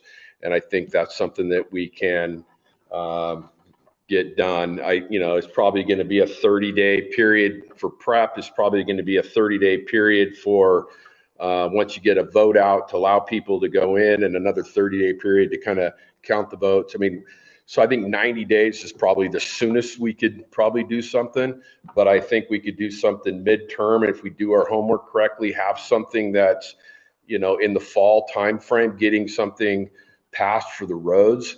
And I think we should do do our homework and make sure that it's something that, to me, this isn't a special assessment that, the way we worded it was a special assessment, and there's some, our bylaws are clear on that. That does take a majority vote, but maybe there's something we could do as we prepare for this. I just believe that everybody in this community wants their roads taken care of, but they want to make sure that the board doesn't have the flexibility to take that money and move it someplace else. So I think we could work on that. And to me, it's a no-brainer. We got to get this corner paved. So I don't know. That's my motion. I'd like to make a decision on it. If we need more clarification on, is the quote solid, terms, I don't want, we don't have the luxury of waiting till next May 21st or whatever. It needs to be done now. So can you restate your motion? My motion is we make, that we finish paving that we vote to give Kevin the green light to move forward on the paving project the week of May 11th, with the current budget, and we as a board look to reprioritize funding in our current budget to cover any shortfalls. I think is that clear? Crystal, yeah. I am not comfortable with moving forward until we get those questions answered. I don't want to, I think we would not be doing our due diligence if we do not have our bases covered before we move forward with the vote. I'm not trying to kick this thing down the road. It's a matter of a couple days, maybe Monday or Tuesday, you could probably have those answered. And then can we do something special? We can get together and move forward from Yeah, there. okay, But I yeah. don't think it does us any good here to move forward with saying, yeah, we're gonna do this. We find out it's gonna be $10,000 more. We don't have anything put in place yet to cover it. I just don't think that's prudent on our So part. what we can do is set up a special meeting for Wednesday or whatever our 2-day, the notice. Just do it via online or We'll do it, yep, do it we'll all jump on electronically? a Zoom, Uh, do a special, assuming that Jeff can respond to you. I'm gonna Oh, assume that he'll get back to He'll you. probably respond to me today, but Why I'm not can't gonna we just bother. email us? It's just a. Right. We can Yeah, just email us and- I'm okay if within a week he has the I green agree. light. I don't want Yeah. to kick, I'm not trying to kick this can down the road, for another 2 months or another month. I agree. We want to move on this right away, but I think we need to do our due diligence and make sure we have our bases covered. So Randy Geisler suggests that the motion be contingent so that we can vote on it. Be contingent upon a report to the board that nothing has changed No or. scope creep, is There that you it? You have a quote. I mean, you have experience with these guys. Are they pretty good with when they give you a quote? It's good, right? I mean, Yeah, they have never really come at us like any extras. yeah. So the motion could be, So I'm okay with, so are you good with that? If we vote on it contingent upon confirming quote is solid and no scope creep? I mean, I think it's good to confirm it, but then you open the door for them too to charge you more. Yeah. and Steve has a comment or. Yes, thank you. Can you hear me okay? Everybody hear me? Yes. Perfect. All right. So I have no problem revisiting the budget. This is my comments aren't about the budget. My comments are about what is in the general fund at this moment. So what I can do is get, if we're going to pick Wednesday, I can ask Julie on Wednesday where that general fund stands, up to date on Wednesday. That'll give some better information. And like I say, it has nothing to do with what the budget, moving money around. Yes, we're going to have to move money around. That's a no-brainer. What we're looking for is, can we afford to spend $20,000 before the assessments show up when we're only showing $41,000 left in general fund? Does everybody get that? Yes. Yep. Okay, perfect. There you go. All right. Just wanted to make sure I was clear.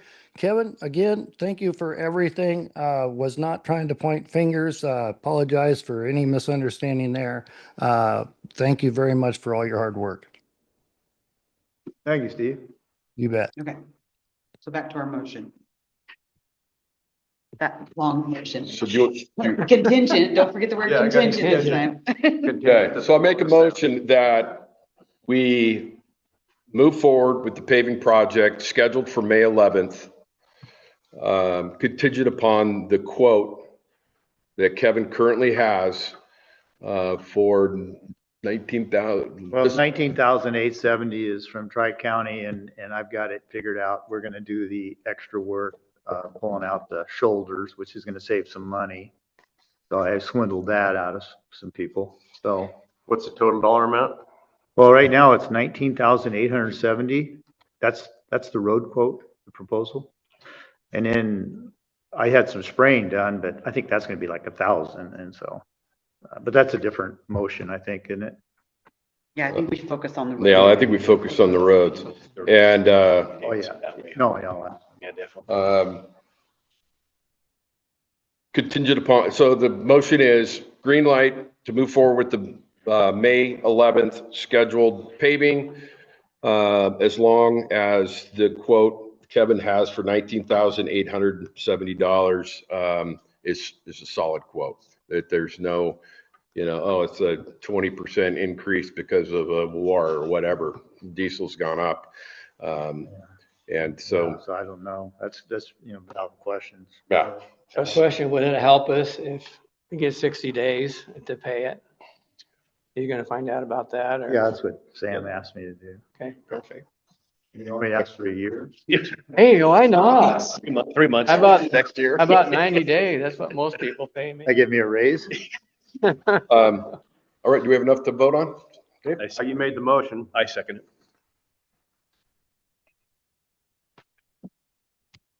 All right, ready to vote? Go for it. Kyle, Yes. Mike, Yes. Sam. Yes. We'll go right to Eric. Yep. Steve. So we're actually voting to say yes, even though the information we get Wednesday may show that we should say no? Just a question. Contingent upon no scope creep in the project. So contingent that the money is there and the estimates are there. Just to Yes. clarify. Correct. Okay. Yes. And I'm a yes.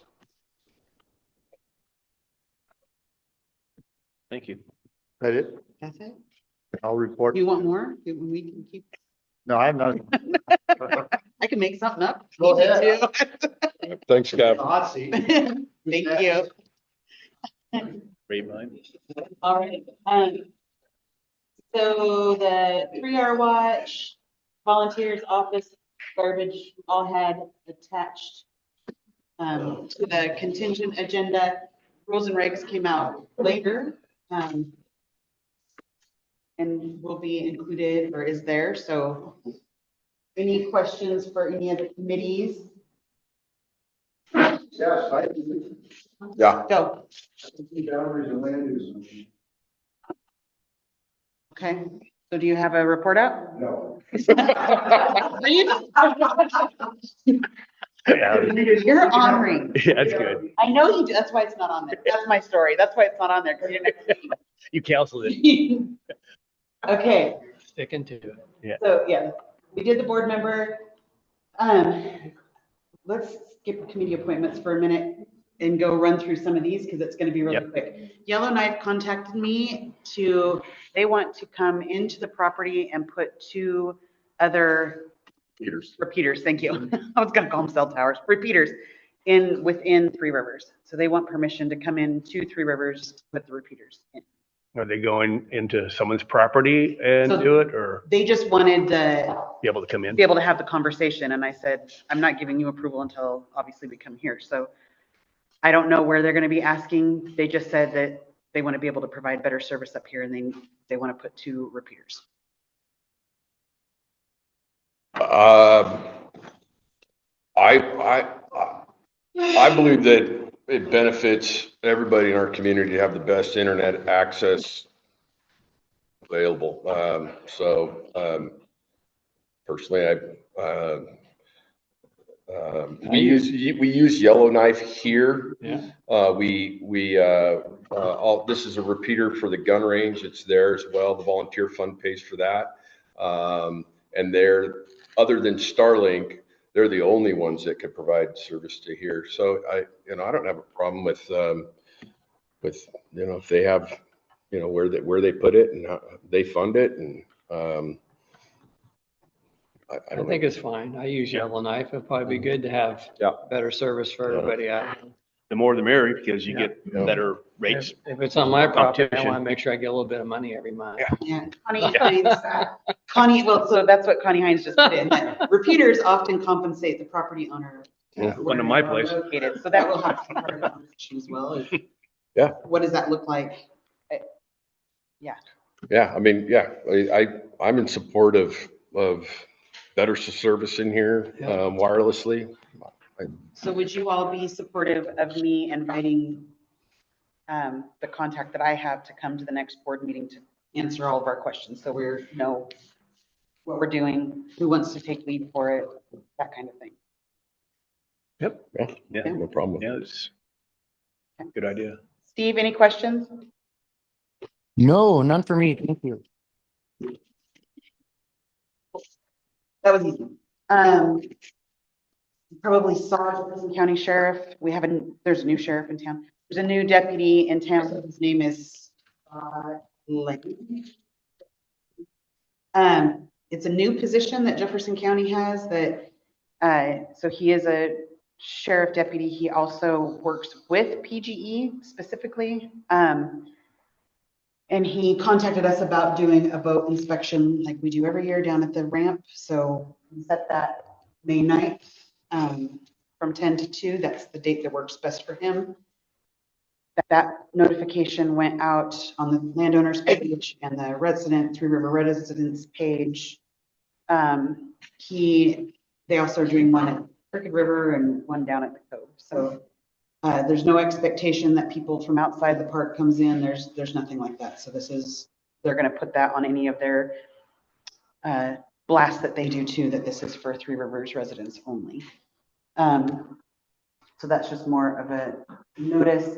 Memorial Day is coming up super fast. So are we good with? Yep, we got a contract with them. Steve took charge of it last year and I'm taking his place. So it's going to be $3,150. It has to be probably paid by May 1st for that. Is that quote consistent on the 3-day, all 3 big weekends? There's different quotes from different weekends. It is. Yes. Do you know what the total? I don't have, Steve, do you have the total for that? Under $10,000 for the year. All right, we're doing all right then, huh? The reason I'm asking is I do anticipate, us needing to come up with some extra money. I identified 10,000 out of the outhouse money that we might need to slide over. I believe we budgeted 15,000 for security, I believe. Might have been 14. I can't remember off the top of my head. That looks like it's going to come in, a couple $1,000s under budget, and we might be able to use some of that money if we need to. Yes, we will. Actually, I think this was, Steve, I think this was the more expensive one was this weekend. I mean, Memorial weekend, right? Of the other 3. Yeah. 2. Memorial and Labor Day are the most expensive ones. 4th of July is the least expensive.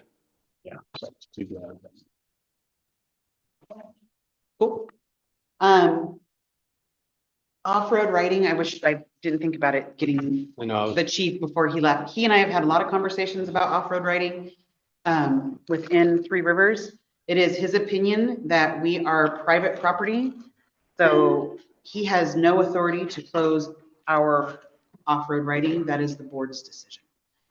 So I think we need to talk about it. If we're going to close off-road riding, obviously there's times of the year that is going to be more of a concern. I think the closures probably happened before more due to safety than fire risk. Do we want to close it about the same time? There's no burning allowed same time, or I don't know when they do that. I think it just isn't that yeah. And he's not going to do, so he's not going rogue from, he's really letting Jefferson County, they're going to follow what Jefferson County Forest Department on the burning, because it usually goes together, burning and the off-road at the same time. He's not going to, he's going to keep our fire burning consistent with theirs. Good question. Last year, there's a lot of entrances into the canyon. There's the debris air entrance, the one airfield, or is that what it's called? Yeah, I know. Canyon or Lakeview and Airfield. There's that little entrance in there, and there's a bunch of side entrances into the canyon to let quads in and stuff. Last year, somebody went around, and I was really happy about it, and put signs up on all of those. Who did that? Is that? I think that was Dave and Mike doing it. Yeah. Yeah, that helped a lot because I'm right on the rim. These guys come in. I mean, what is the, like if it's open, how late are quads allowed in the canyon? How late? Late. In the evening? Yeah. What is there? I don't know that there's a rule that says that there's a time that you can't be through there. Yeah, what's That's what I think of it. I think it was like 10 or 11 o'clock at night. Yeah. No, that'd be part of the rules and regs. Do we have something in the rules and regs, Jeff? There is. I just don't. I think it's 11 o'clock. It gets loud up at my house. I mean, there's parties on the little rim down there. Was your house not well insulated? Bus. Linda, you should come down by my house. There's a place called Thunderdome. Yeah. Oh, that'll tell you. That'll tell you. Karaoke night. I mean, so do we have the proper rules in place now? Or are you asking for a change? I don't know. If, No, just saying it needs to be done again. Whoever Yeah. signs it. They'll be up. Yep. It scares me. I think we should keep the same rules for the off-road riding at the same time we did last year. Because, for example, I had my little kid driving my little monkey bike, his little 50. Well, he wiped out, went off into the rocks, and if it had been dry, it could have rolled over and it could have caught on fire, the grass on my property. But it wasn't that dry. Just because you have a spark arrestor on your bike doesn't mean you're not going to cause a fire. You could have a rollover and things happen. I think it's gonna come earlier. Yeah. Well, I know Deschutes County and Sisters are actually no fires. 1st of May is their deadline, so. is there some other agency we just kind of follow that when Forest Service or I don't feel like I'm qualified to know, like, humidity level is, whatever. I'd It's rather. hard to keep track of But that. we're not gonna just open and close and open and close. No. I mean, No, I think like historically, we've been Yeah. like right around Memorial Day. Exactly. And we open it up after Labor Day. Those are kind of good pillars on each side. And I suggest we keep it that way. The same. And get the signs We got back up. And another that's what the ODF will close, I mean, if it gets dry, like we were talking about. Yeah. This is probably gonna be a dry year, but But we're also saying, like in the gun range, we're saying kind of the opposite. We're gonna keep it open. the gun range is set. I mean, that's way different than That- riding on yeah, these it might trails be. out here. Yeah, Yeah. and plus they'll have, like I said, RSOs there and so there, people They are have watching. safety precautions Yeah. in place already, so I think it's a matter of us deciding whether we want to close, keep it consistent. We're gonna close before Memorial Day, open after Labor Day. And that might be something that we make in a rule, put a new rule Yeah. in that just says it, so we quit having this conversation every single Yeah, day. because why take a chance and have a fire out here? I think it'd be a bad thing. So is that something that we bring then? Is that something that we vote on? Make a motion to vote? And is that something we put into rules and regs? As a consistent? I think it's up to the board just to make it consistent. Yeah, and then we act on it. Yeah. And then if someone is caught riding during that time, that is on the rules. Right. Right, And that's happened last year already. right. So I have a question. So all the forest land around us, who makes the rules on fire restrictions? Forest. So why are we doing something different than? That was kind of my point. Why don't we just follow We should the, follow that's what- the follow rules. some other agencies? So if we allow riding beyond those points causes a fire and it gets out of the community, then we share some liability. Mhm. Yeah. So we should be following those guidelines. We're in the ODF district. We're within their district, and they typically assign off-roading. Yeah, we could check with them. Yeah, this is cool. The Forest Department, say, whenever you're Yeah, I gonna don't do think it. we should be doing anything different than we are. We always have, that's the only thing. Like, Don always shut it down when. Shut it he Just shut because it we down. always have. I totally agree with you. Yeah, we don't have. Believe me, I'm an off-road rider, so I don't want them closed. Yeah. I am too, but it's just Yeah. about the safety part, so. Yeah, and I think that's where it got to. There's so many people coming in on the 3-day weekends. It's less about the fire risk, it's more about the safety component and people getting out there, maybe enjoying a root beer or two and having accidents versus the fire risk. So I think it comes down to that safety aspect too. We could be more restrictive, but I don't think we want to be Less. less. Yeah.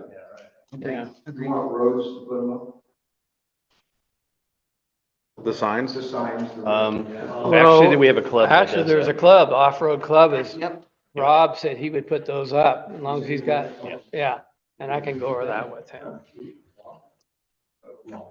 Okay, so are we at a good place with that? So I can ask Scott. You can talk to someone in the Forest Department and. see Yeah, I can talk to Exactly Scott. how they're closing things and when they do it. think there's a forestry department at the chamber in Madras too. I could talk.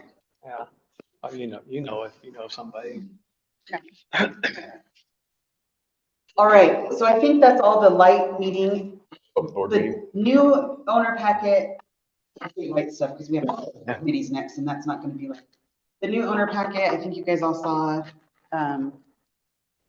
There are some things within this lovely little packet that needs updated. So over the next couple meetings, we'll start looking into it, such as there's a standard operating procedures that's in here that's old. There's property sales that needs updated. There's the strategic long-range plan that we talked about last updated August of 2008. So there's some things we need to start looking at and getting our, I think that was one of the things that I talked about, getting our own house in order before we start pushing out to other people. We really need to start thinking about how do we look and getting some of these documents updated so that we know what we're talking about. And part of that comes to then we learn through it and know exactly what bylaws, and I think you guys have learned a lot about bylaws this last year. And Mike's doing great with the rules and regs. So just kind of a heads up, we're gonna start like slow roll those in.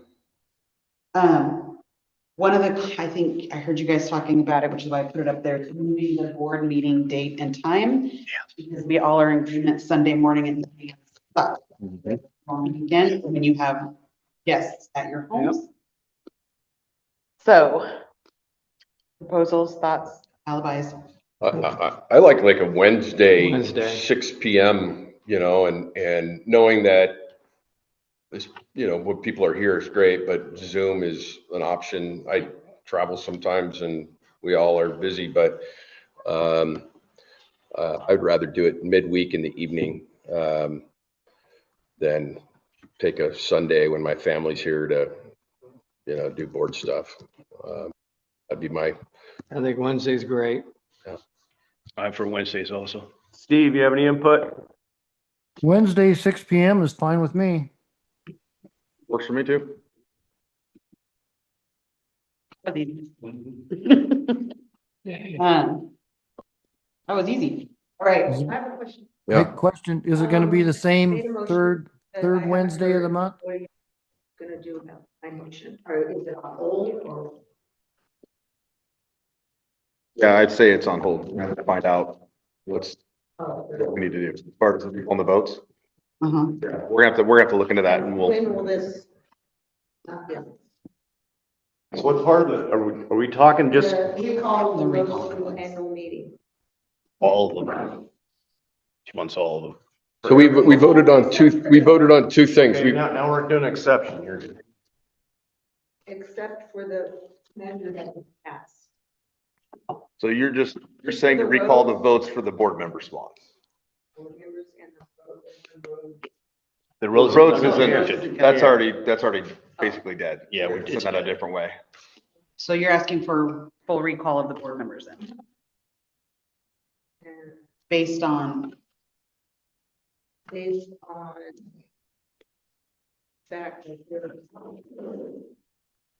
That we're kind of serious. So there's no evidence. So no substantiated rumors, just. Yeah. Because if. Vote on it. Anybody want to second that? I want to say something here. If it's because of the secretary opening up ballots, that's his responsibility to do. He's the only one that does it. And so if we can't give him the respect and the ability to do it his job, then I don't know what to do to. That doesn't, there was nothing stolen in that. That was all. That's still not a legal thing to do. It is, but the motion, that's not what your motion is. So your motion is about reading. Based on that. Well, you can talk to an attorney about that. It's not even a thing. I can't tell you how many times the office contacts some of the small businesses around here and buys money from them. It's the same Gets it out of the safe. difference. They run out of money up at the office and they're calling the locals to say, I need 1s and 5s right now because I have somebody up here that needs change. They do it constantly. I cannot tell you how many times as a small business owner, we were contacted to make change for the office. I know that Sam and Steph have had the same experience, and there's others up here that do the same thing. It is the same thing, transferring of money. So if that's the case, then I'm going to say we'll piggyback on that, and there should be no time that the office is contacting anyone to make change. If they are out of money, the office is closed, they go to the bank, they come back. The end.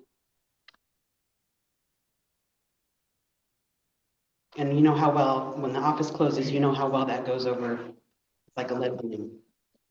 We can't even get 1 day closed without landowners not liking that. So there's two, if you want to make the motion is to recall the board members. Randy Geisler just added, there is no there's no affirmative assertion that any actual tampering took place with respect to the proxies. There are no factual grounds to question the actual count of the votes or the quorum. And I guess technically only a board member can make a motion to rescind the prior board vote. But your point is acknowledged. I just want to, I have a question about the watch, or what is it called? Watch. So Three Rivers Watch, Three Rivers. R3RW. Okay, so from time to time, even when the roads are closed to flying and four-wheeling and stuff, in the canyon, there's still people going in there. That's Who do I call? so you are Three Rivers. You are Three Rivers Watch. So if there's a problem, if there's a problem on the 3-day weekends, that's why we have the security. Right. So that would be your responsibility as a landowner to get hold of someone that not call 911, because we're not going to go out there and chase people down unless you like to be on the committee with us to go down there and chase people down. As a property owner, I mean, and I'm going to go back to Randy. There's times when Randy, if there was a problem, he went up and took care of it. So he was a property owner and he took care of it. It what? Dangerous. Well, exactly. So you want the Three Rivers? That's why we don't do it. That's you were just asking about. Trained in that kind of No. de-escalation or safety, or We're not the police department. we're not the police department. When the roads are closed and they're quadding down there. So Linda, here's what you do. You find out who that person is. You write a complaint. You go down and talk to them. Go down and talk to them. You send a complaint in, then You're we deal with it. a property owner. You have the right to do that. That's what I did. That's what I did. Someone was riding out here. I went out and talked to them, and I got their complaint, and they got fined. But I don't think we should. We're not going to be able to police, trails and window fighting. I have the same issue. I have a canyon right behind my house, and inevitably there's somebody going through there at 2 or 3 o'clock in the morning, and they're hooting and hollering, and sometimes it's fine, sometimes it's not. But I'll I'll go find the person. It's usually pretty easy to figure who they are, and just go remind them, like, hey, I live right here. We don't need you coming through here at 3 o'clock in the morning, stereo full volume and screaming and all that. And they're like, oh yeah, sorry, we were drinking last night. Well, I think if we approach the landowner, we figure out who it is, we have a civil conversation with them. Most of the time, like, yeah, that was a bad idea. Linda, I understand your frustration, but we're not policemen out here. So it takes a community. It's like you see someone got their concert going really late at night, you kind of go up there and say, hey, I'm trying to get to sleep. Or your dog's loose. Can you make sure your dog's tied up? Or you have to talk to your neighbors. That's what makes a good landowner association, is you talk to your neighbors here or in Madras.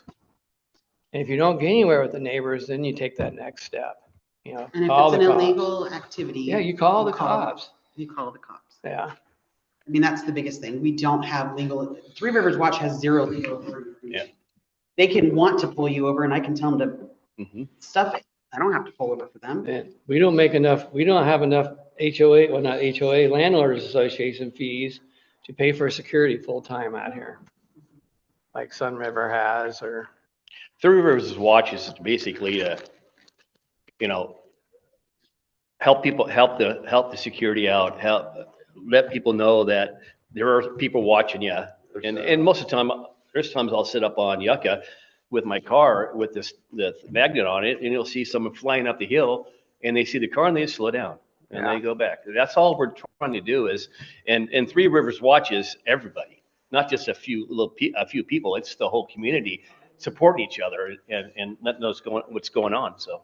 Yeah, I sit at the airstrip at night, making sure no one's out there, because there's been problems out there. We have signs out there, but you know, people don't read. They just drive over them. They go around it. Yeah, and I agree. I think it's Three Rivers, or the 3R watch is about awareness. It's really about awareness of the rules and reminders. But the biggest thing that we can do is if you see something, say something. You see somebody doing something, say something to them. Then now you have their information, and if it gets more to it, or you're not satisfied with the way that they behave, you put in a complaint to rules and regs and let them. That's why we have the QR codes out there, so we can let them go right to it. Go through their process of investigating and citing. If someone's really drunk, I wouldn't probably go up and talk to them. I'd wait till the next day. Okay, so the last thing we have is our committee structure. We saved the best for last. So there are technically only 3 committees that are required, and then there is standing committees, and then there is a 4th statement about other committees, which are all the other things that we have put together in there.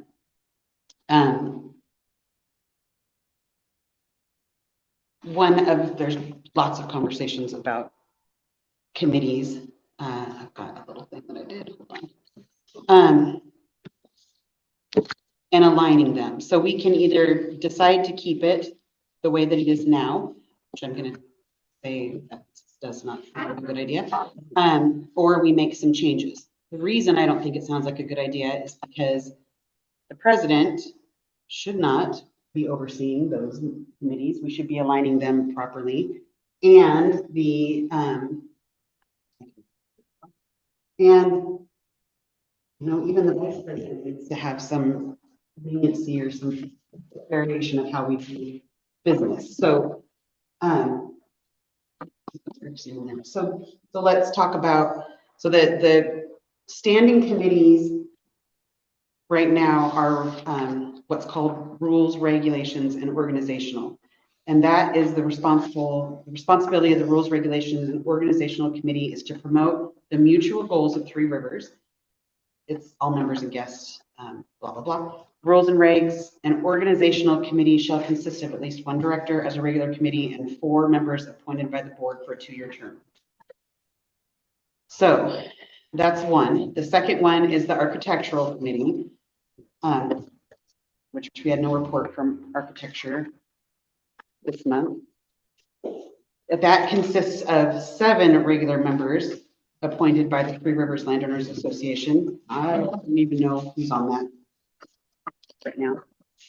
The committee shall have at least 1 member of the board, and again, be for a 24, I don't know why they have this written differently. This one says a 24-month duration instead of 2 years, but so that's the architectural. And then there is a budget committee. The budget committee is responsible for presenting an annual budget to the association and the membership. The board shall comprise the committee, and the chairperson shall be the board member who is the treasurer, so Steve. And then the board may add other owners to the committee for the current year, which means that when we come to our monthly board of directors meetings, we should have already had a budget meeting, or we can start putting them in with this meeting. But in the interest of shortening this meeting down to the painfully long amount that we go, we could start having a separate budget meeting where we're talking specifically about budget. That's it. Having that meeting, bringing those findings, just like the other committees come in, bringing those findings to the board in a written document. And then we have the other committees, which is a long list of them. So we have communications, we have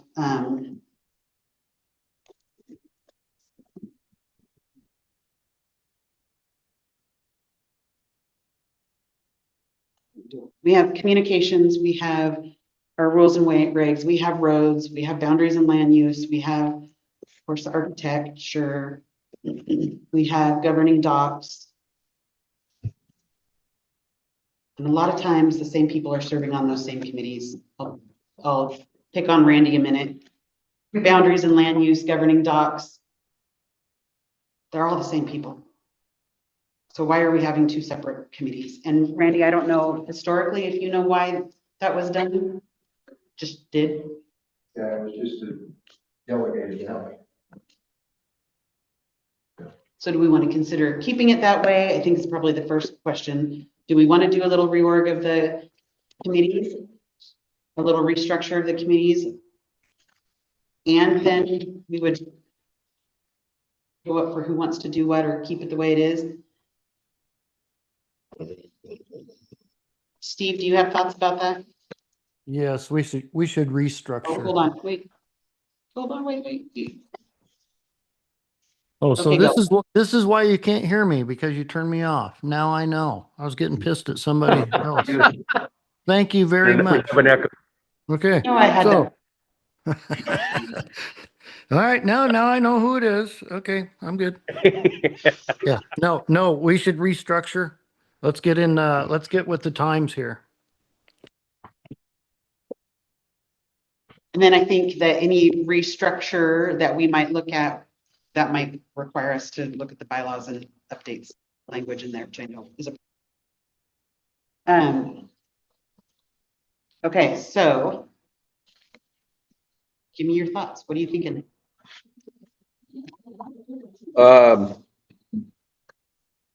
I think, looking at prioritization of the committee, to me, is like architecture. I would question how important that is. Roads is really important. I think I put those back up. Can you put those? Rules and regs is really important.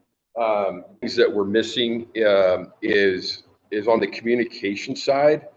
A lot has changed in the last 20 years, and just really having somebody that is able to put together a strategy around how do we leverage all the different technology and software and to benefit our community. I think that is a piece. I mean, we've had a communications committee before, but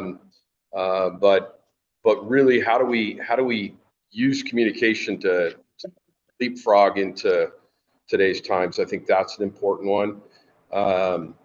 The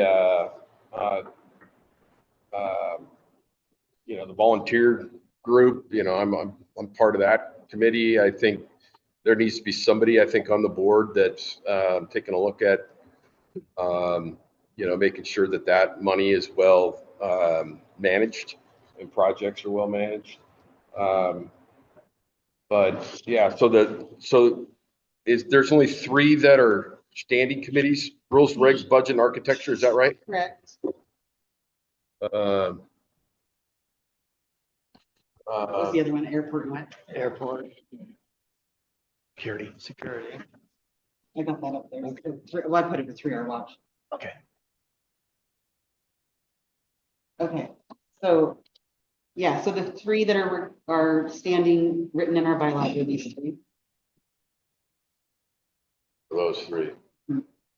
Well, I do know we talked about getting rid of architectural. Right. So it's in the bylaws, so of course that would be a bylaw change. Yeah, it would be. But do we, instead of getting rid of it, does it become Standing for I was just thinking, could we wrap up the boundaries and land use architectural, which we did talk about that several years ago when I first started helping out. They talked about architectural and boundaries and land use coming together.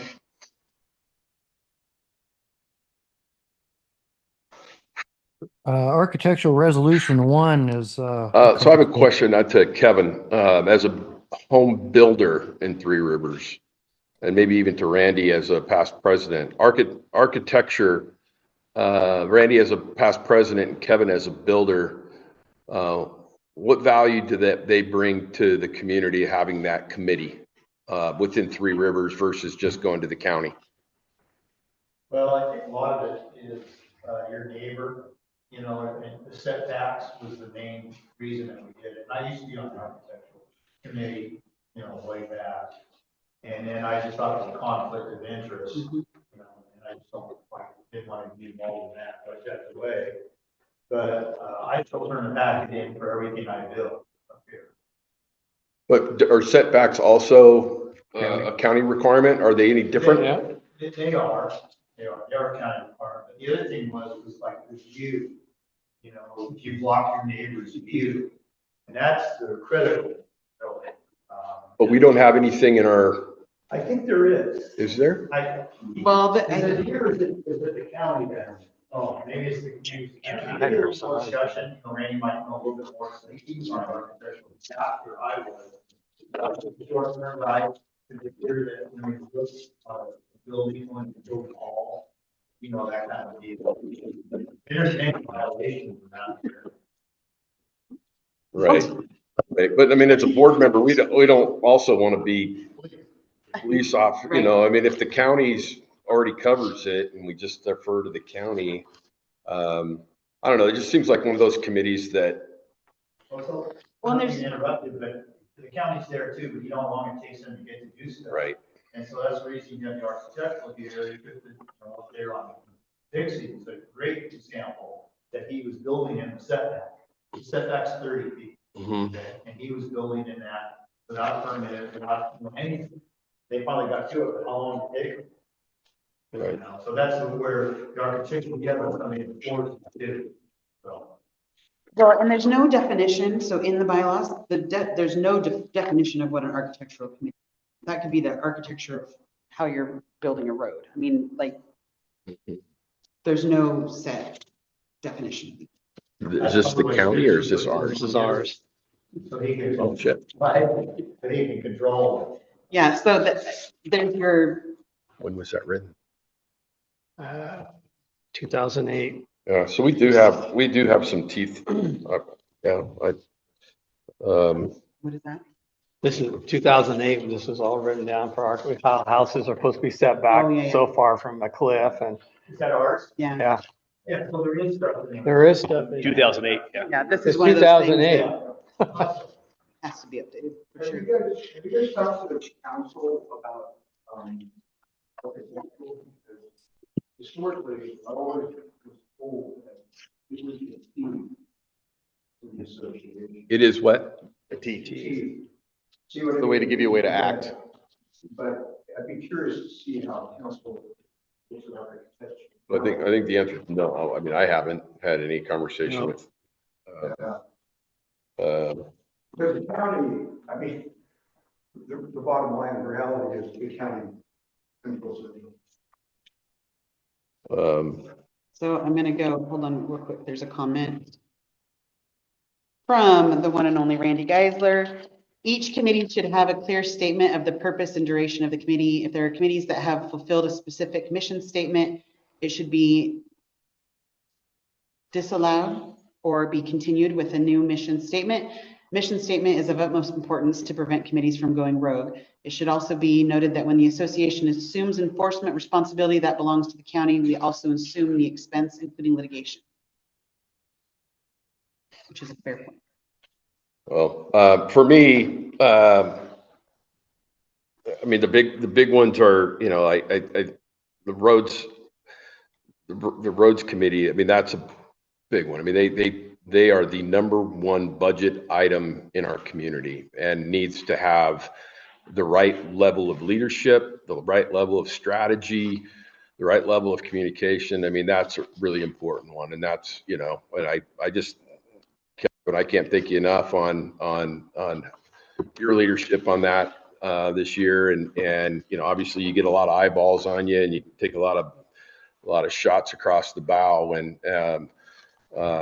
you know, when all of a sudden, you know, we go over budget or under budget or whatever. But I mean, that's a big one. And again, the piece that I think is really important is our and I don't know if you call it technology or communications or whatever, but just the technology component is something that we're going to try to do a lot of things different, and we have done a lot of things different in the last couple of years around leveraging HOA Start and PropTIA, and we have cameras now, and how does that come into play with, you know, understanding who's coming in and leaving our community.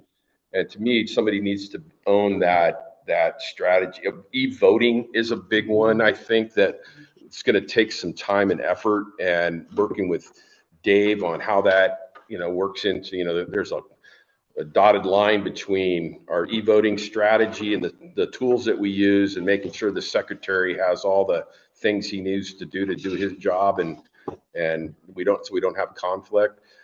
That's a big one that I think is missing. It's not like who creates an email address. That's not what I'm referring to. It's just what's the overall strategy with our technology. And quite honestly, I think that's something that Eric could really help us with, because that's right in his wheelhouse.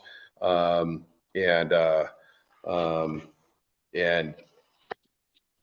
something that as a whole, that I think we need to fix. Steve? Oh, hello. All right. Hey, wanted to let you know that architectural, it actually goes back to earlier than that, because the one you were looking at was never registered with the county. So architectural goes back to 98.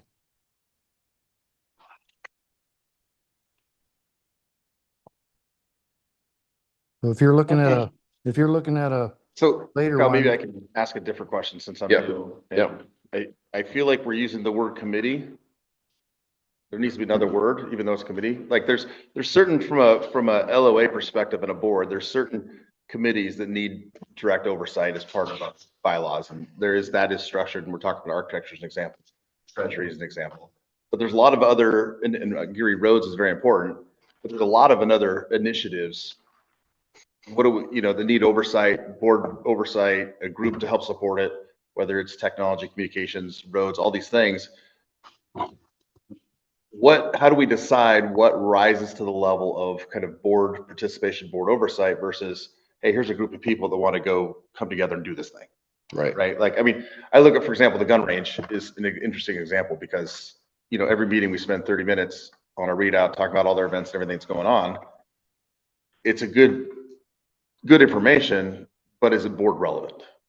Right. And that's right. There's a distinction a little bit between maybe clubs and committees and board oversight. And I think that's where I see there's a lot of confusion, at least from my perspective, because it's like, how is one different than the other? If we're going to call them all committees, they should be treated the same.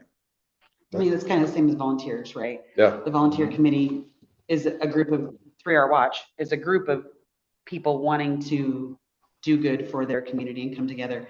But to your point, is it a committee that we actually need to have oversight on? The gun club is its own Entity. Entity. Yeah. Thank you. Right. So, you know, we don't have any overview or insight to them except the money that we give them in our budget. Common area. For the common area. Yeah. Mm-hmm. So, I mean, we could definitely using different language.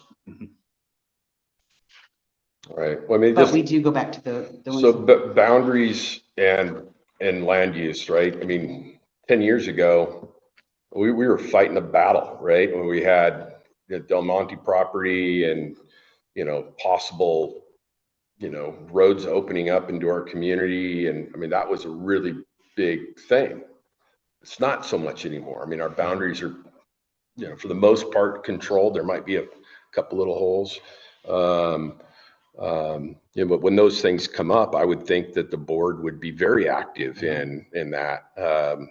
You know, anytime there's a lot of money involved. I mean, all of a sudden the volunteer fund, nobody really cared about it until, oh shit, you guys got $91,000 sitting there. Now, now all of a sudden the board wants to, like, oh, we want to have some, we want to make sure that money's being spent right. And, and not that that's wrong.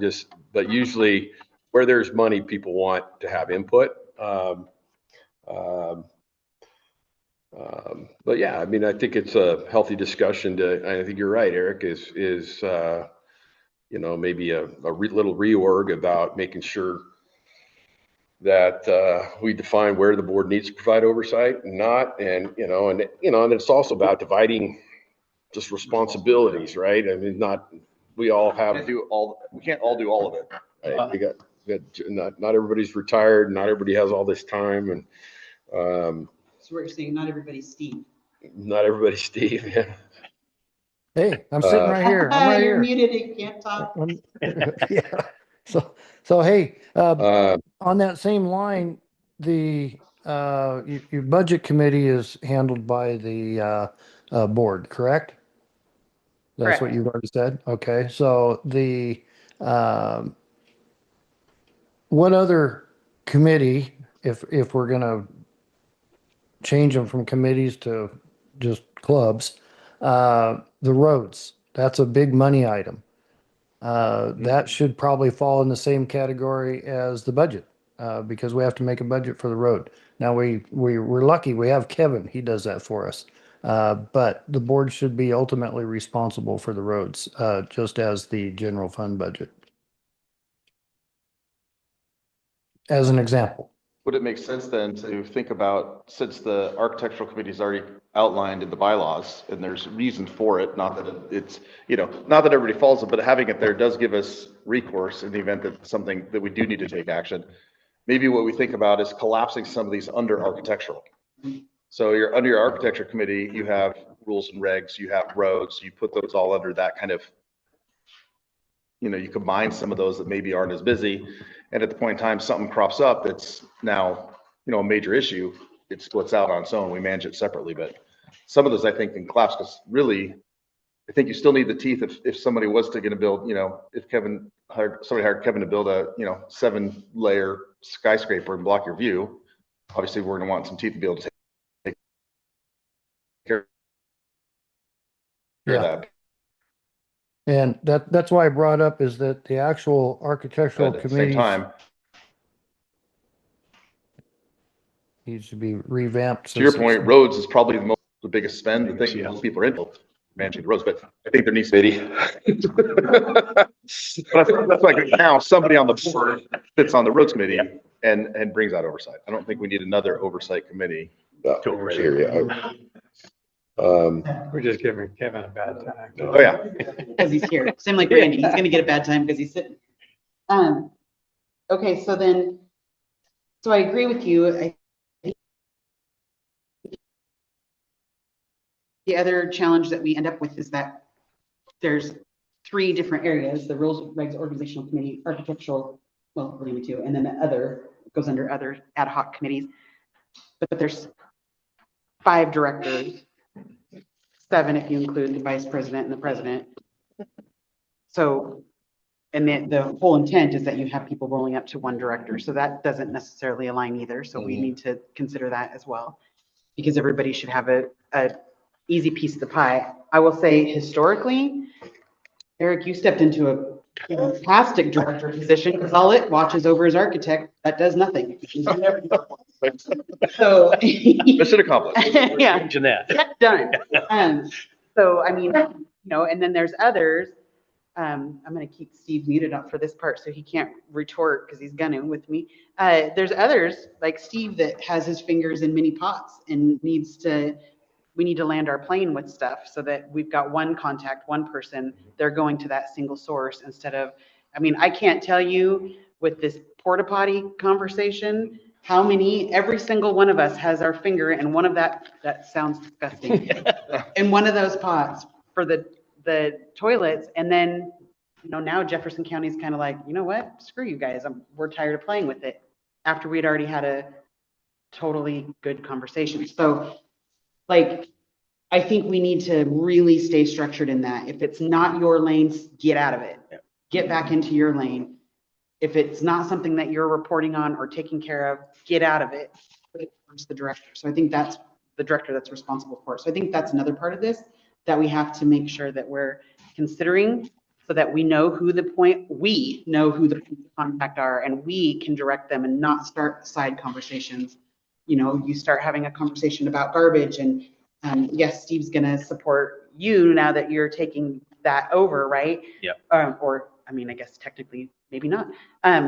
But like, so of course you guys are gonna have conversations, but when it comes to making a decision or doing a contract or doing the thing, that should be going to you, it should be going to that director. Right. So Steve, go ahead, retort, because I know you are sitting there on your hands. Oh, you're so funny.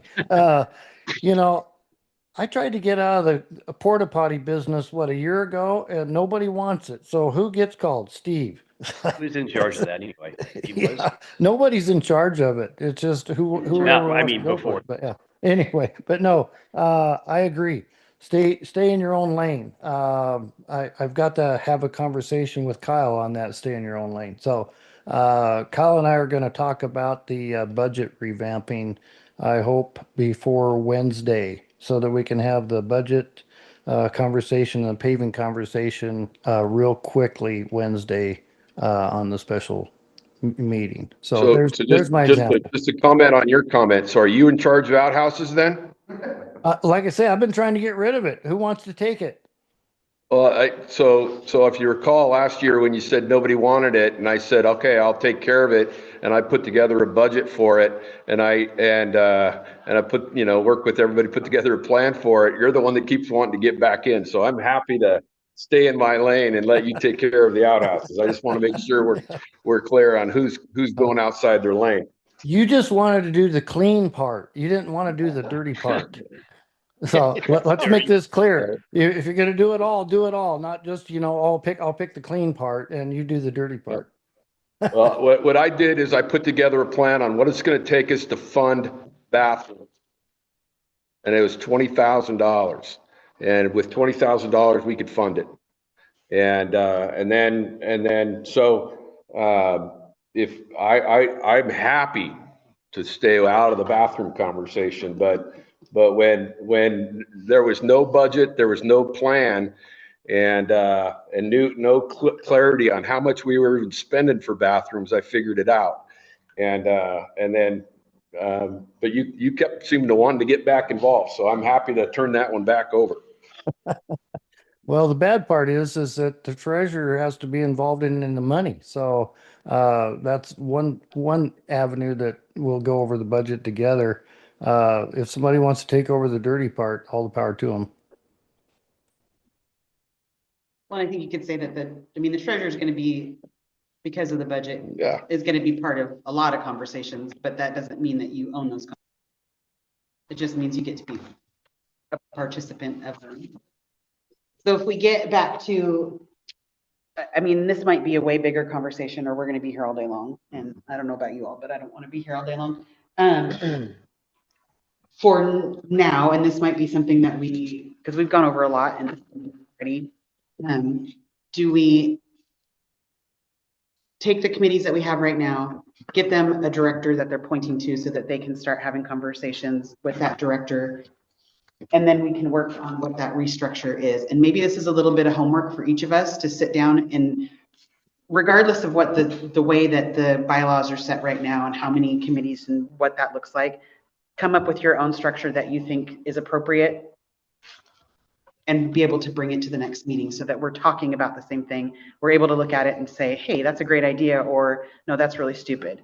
So it does require homework on our part, but it also will end up with a lot of clarity as we go through.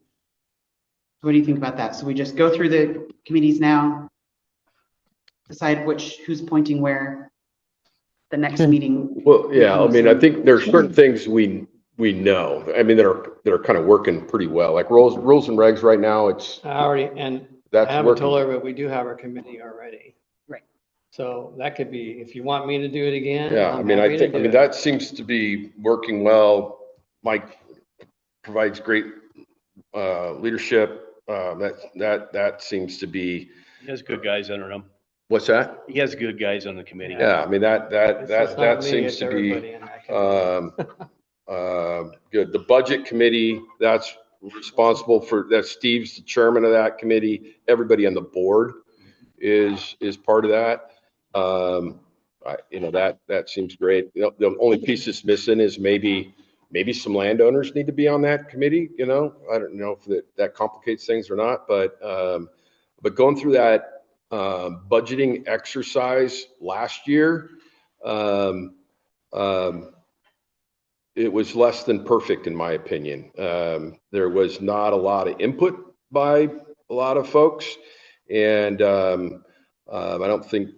I thought we did a pretty good job putting it together and came together, but that's putting together the budget is probably the most important thing we as a board do, and and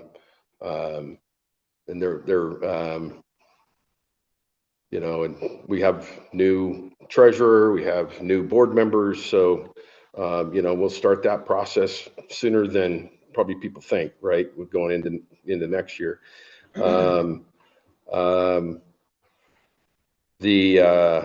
The roads, I think we need to leave here today with a plan on what's the leadership plan for the roads. I mean, right now we have Kevin. I hope to keep Kevin. And I know Kevin's probably sitting there going, I want to know if I want to continue to do this. And if it's not Kevin, then who? So I think that one is. I don't think Kevin has a choice. Didn't you already say you do it for 2 years? Kevin always has a choice. To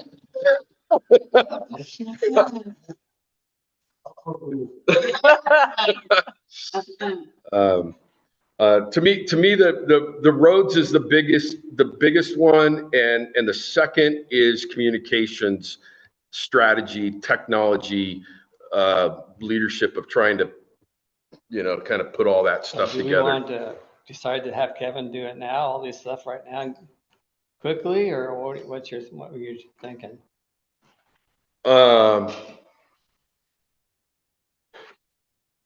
Since we're trying to get committees. Kevin. Huh? I'm good with Kevin. Yeah, I think we just say we just do it. Yeah, well, no, so that's one piece of it, and then is there a director on the board that Kevin works with? Yes, there has to be. Right, and then that was Ed last year, and Michelle's like, is that President's not supposed to. right? Like who around this table needs Kevin on roads. There you go. Okay. I mean, he's a pain in the ass, but He is. I'll try. If we can talk about He said it. he really likes you.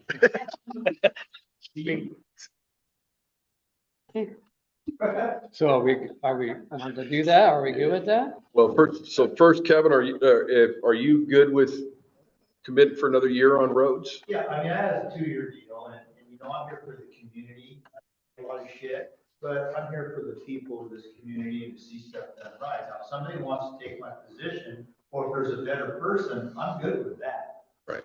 And just one other statement is, so when I did the roads many years, I was also a board member. Mm-hmm. Right? So I made decisions on the board, and then this turmoil that came over this corner down here, when we went over budget, was really out of my hands. And I never really threw people under the bus unless I really want to. But, it was something that needed to be done, and it was an emergency. Right. And I don't want to get off track here, but if you want to just pave the culvert that you have put in, that's great. Just pave that culvert and leave that intersection alone. Okay, and then we're not so bad. But back to your question is, yeah, I'm fine. I just want to know who I'm going to work with.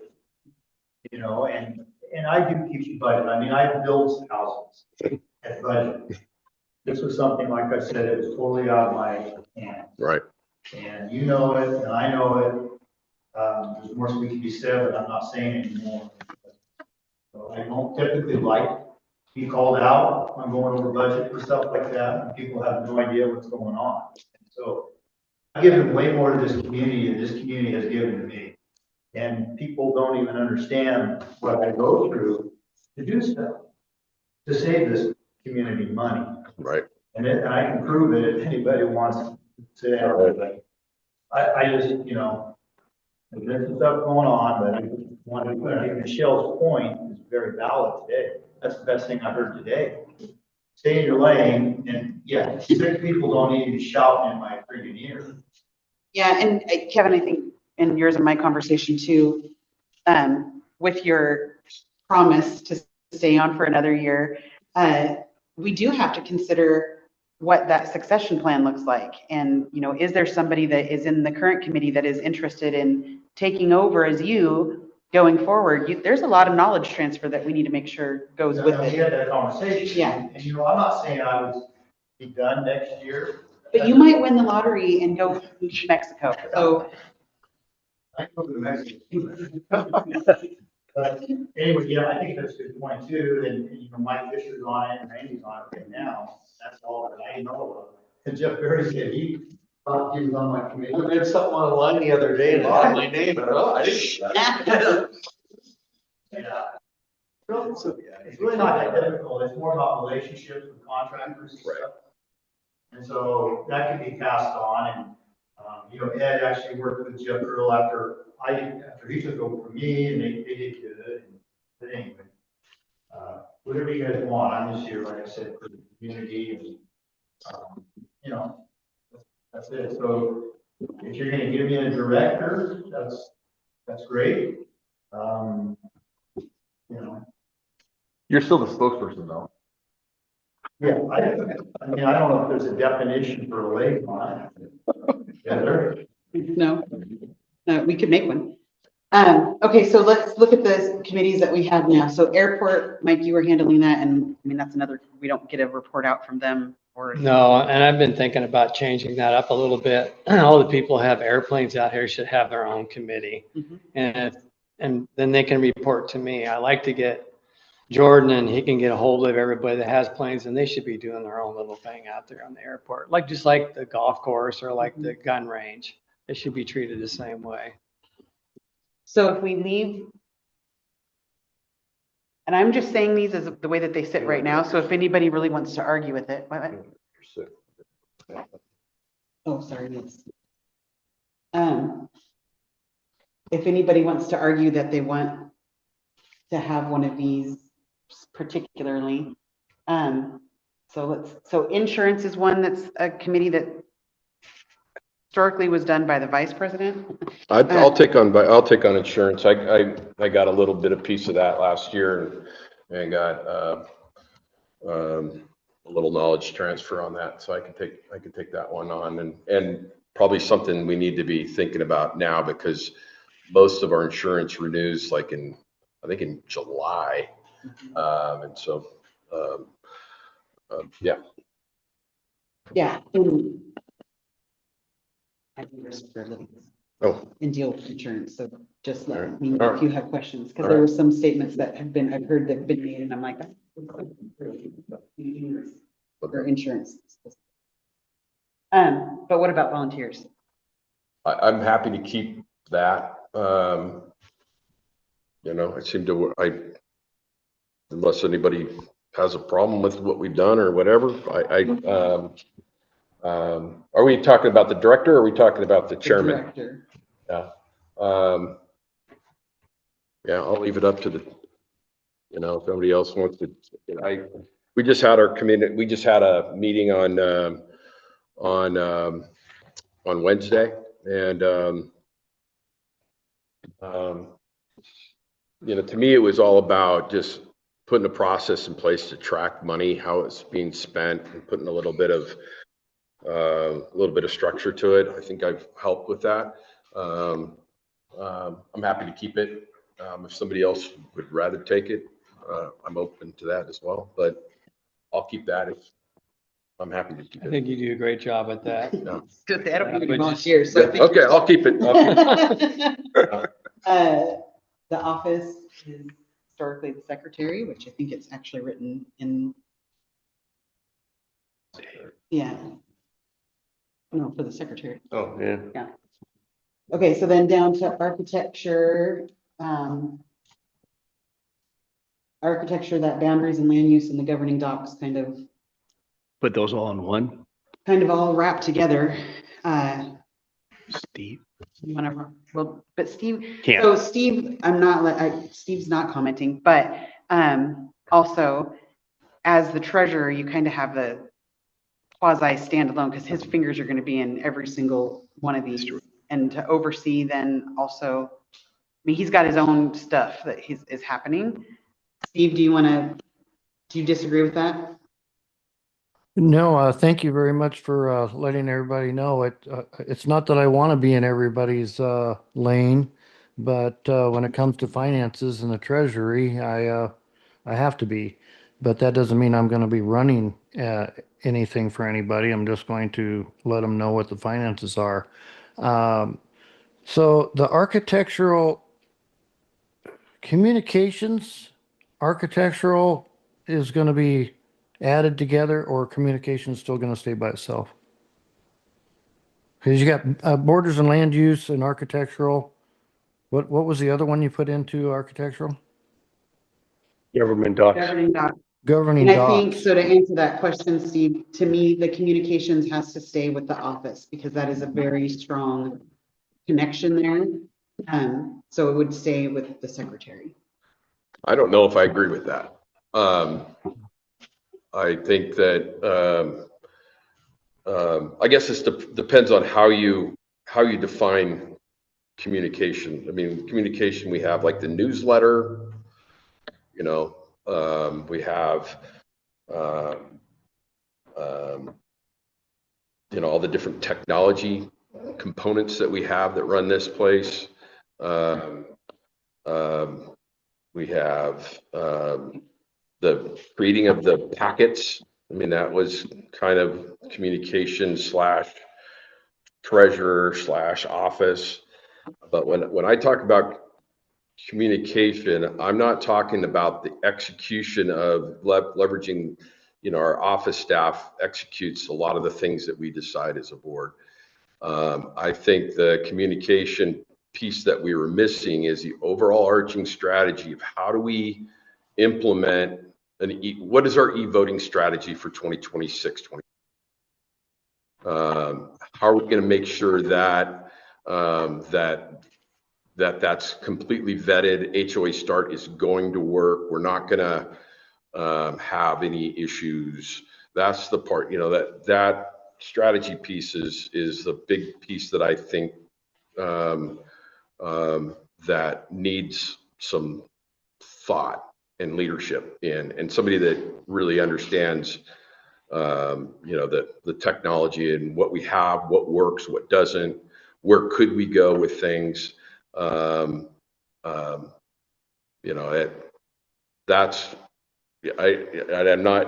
think when you're saying it's tied to the office because they're the ones that are in HOA start and they do stuff. Yes, I mean that they are going to be the people that do the work. But the strategy piece is what I'm most concerned about. And number one is our e-voting strategy for this year is, I think, one of the most important topics that, and how can we leverage that specifically for a roads increase and do an electronic vote mid-year successfully? That's one of the biggest things, I think, short term in the next 6 months. How do we make that happen? And that's not an office. That's not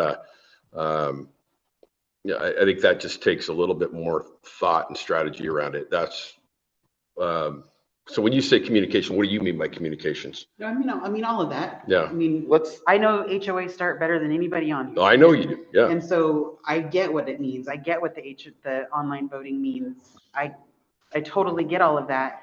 And you're right, the office. What I'm saying is it's not into the office. There's parts of it that we have handed over to the office that, like you said, the implementation of some things the office does.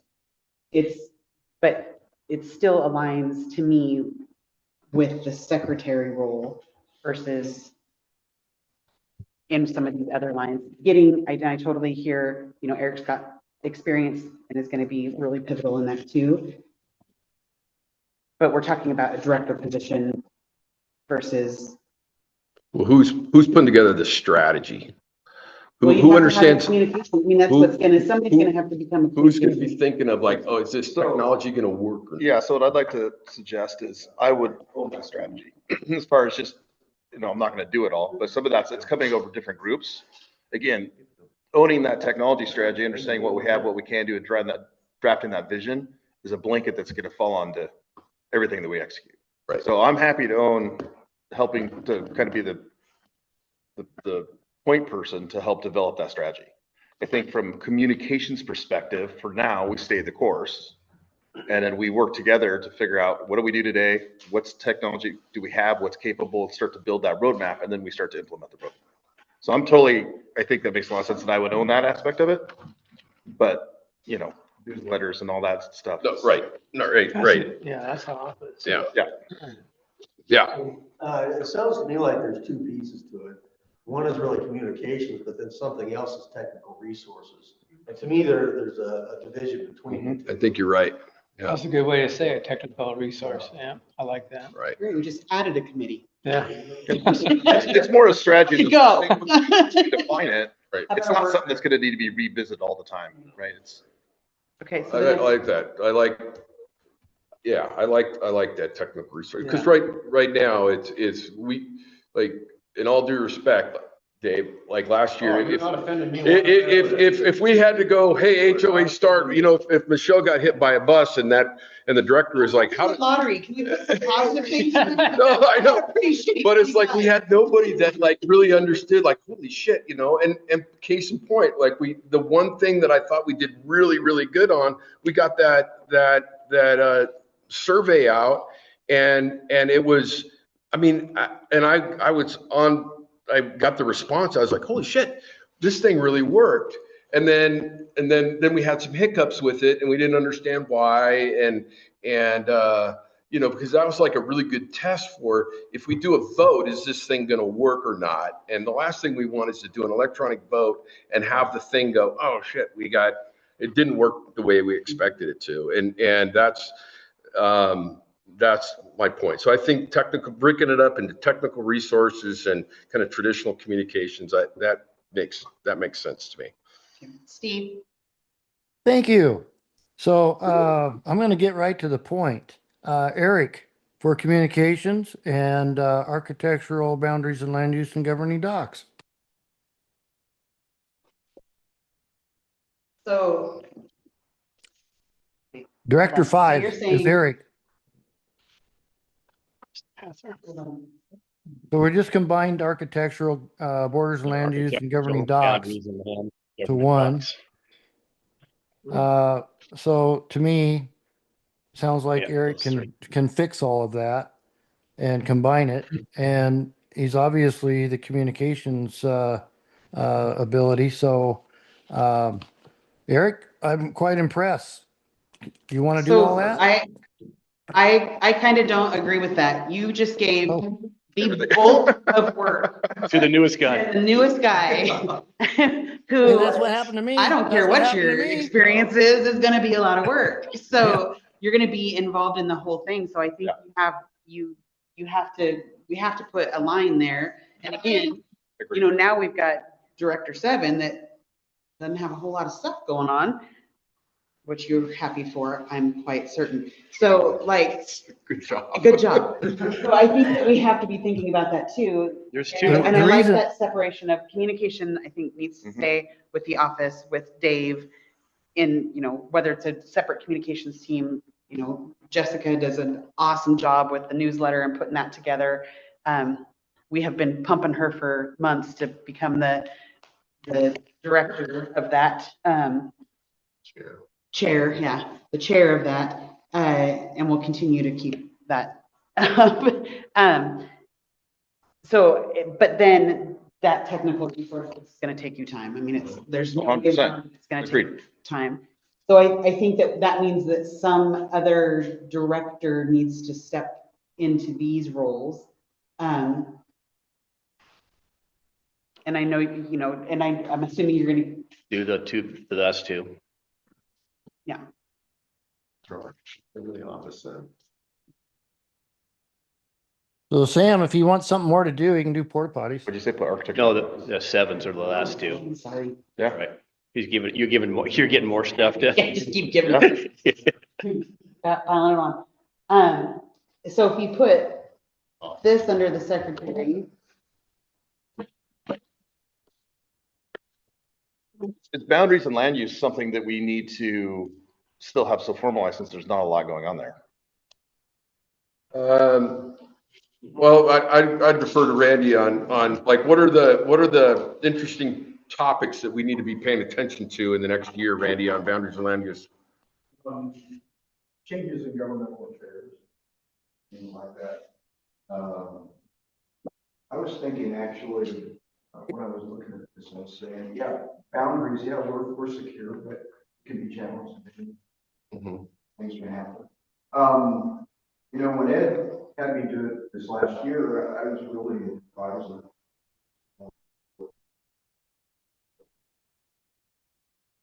Mhm.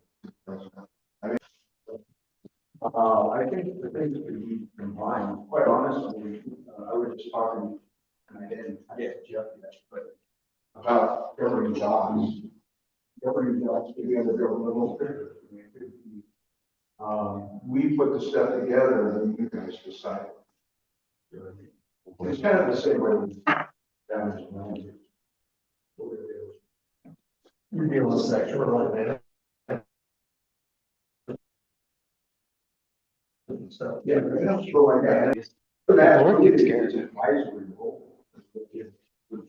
So then is it fair to say, as, because these are those standing group, it talks about architectural, and we all go to the builder side of architectural, but that kind of goes into what you were talking about, a government advisory could be considered architectural too, because there's no definition. What does that mean? So architectural could be the actual structure of the organization of itself. Mhm.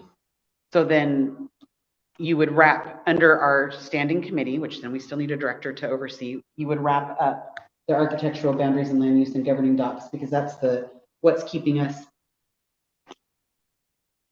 running operational. And then it moves to, I mean, just like the other ones, you're advising and consulting the direct, or you're kind of bringing them all together. We're going to call it architectural based on what the rule, the bylaw, how it's written, but we're defining it as organizational architecture, which could have a lot of stuff falling under it. But I think the hardest part is going to be, you've got a lot of things going on.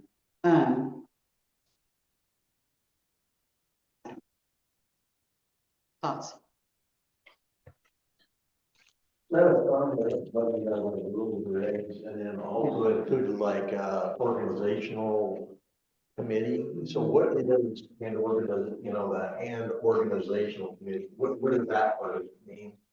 It had no definition to it. So in the bylaws, there's no definition to it, just said it has to promote the mutual goals of Three Rivers to all members and their guests with specific rules, regulations, and restrictions. So how is like governing docs different from rules and regulations? Because like, you know, you do the CCNR updates, the bylaws, whatever. How does that stuff?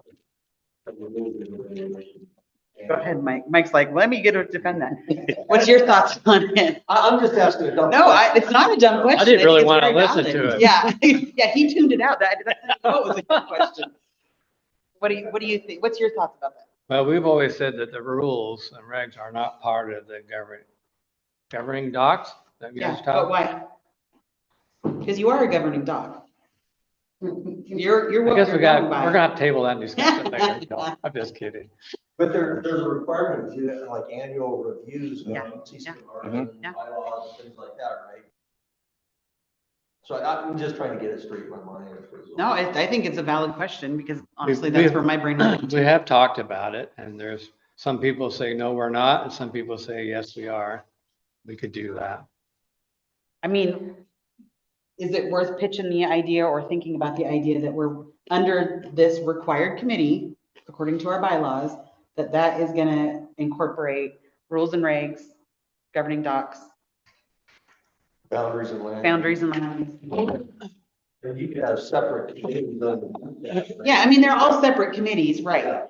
They're all separate committees. So we'll have Or so we have they're other reporting. committees and all that stuff. Yeah, well, they already have the committees in Yeah. place on a lot of those.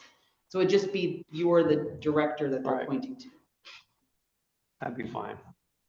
Yeah. I'm not getting anywhere. I Peer can- pressure. That's peer pressure. You guys are all looking at me.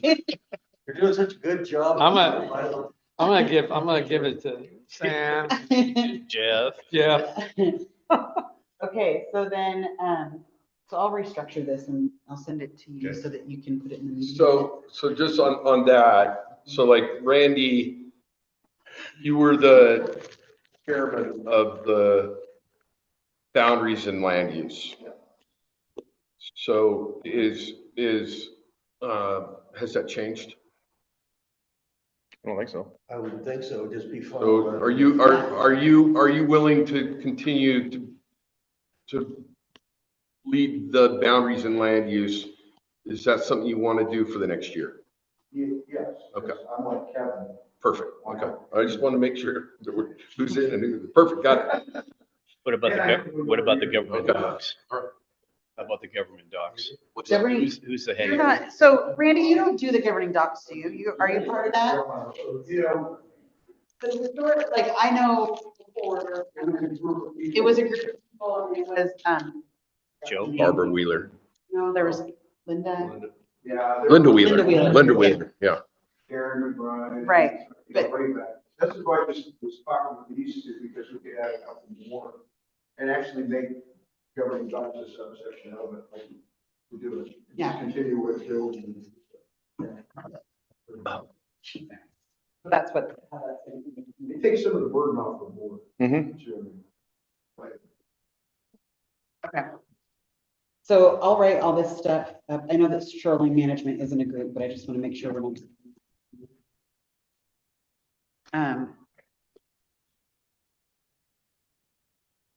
It all goes together. I mean, you know, I work full time. You're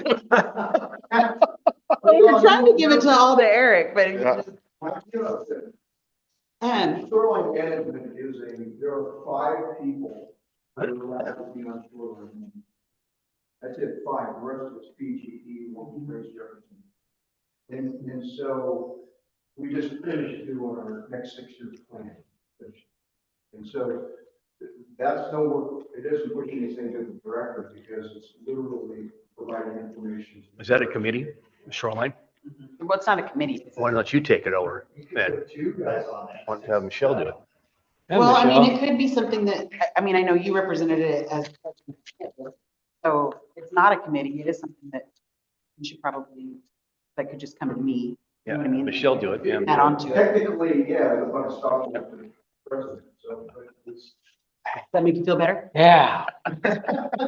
Got something for you. I'm all about you. Okay. All right, so we'll get this wrapped up and over to you all. So now it comes down to, are we all good with that? And Steve, are you all good with that too? Can you run it by me again? Too much noise in the background for me to hear it all. Yeah, you're everything. We've appointed Steve to all the roles. Yeah. Which technically is kind of true because he's going to be involved in so many of those. But Steve, I'm going to write up what we just went through up there so that it's part of the minutes that will go out to you all. Because I'm quite certain Zoom's not going to catch all that discussion. And then, so yeah, it's basically, do you have any questions, comments, concerns about it? Not at this time. All right, so then the next thing is any other new business that anybody needs to bring up? More thing, on the governing docs, what do you expect me to do? Just. Okay, perfect. That's it. Just. So we're going to new business or? Yeah.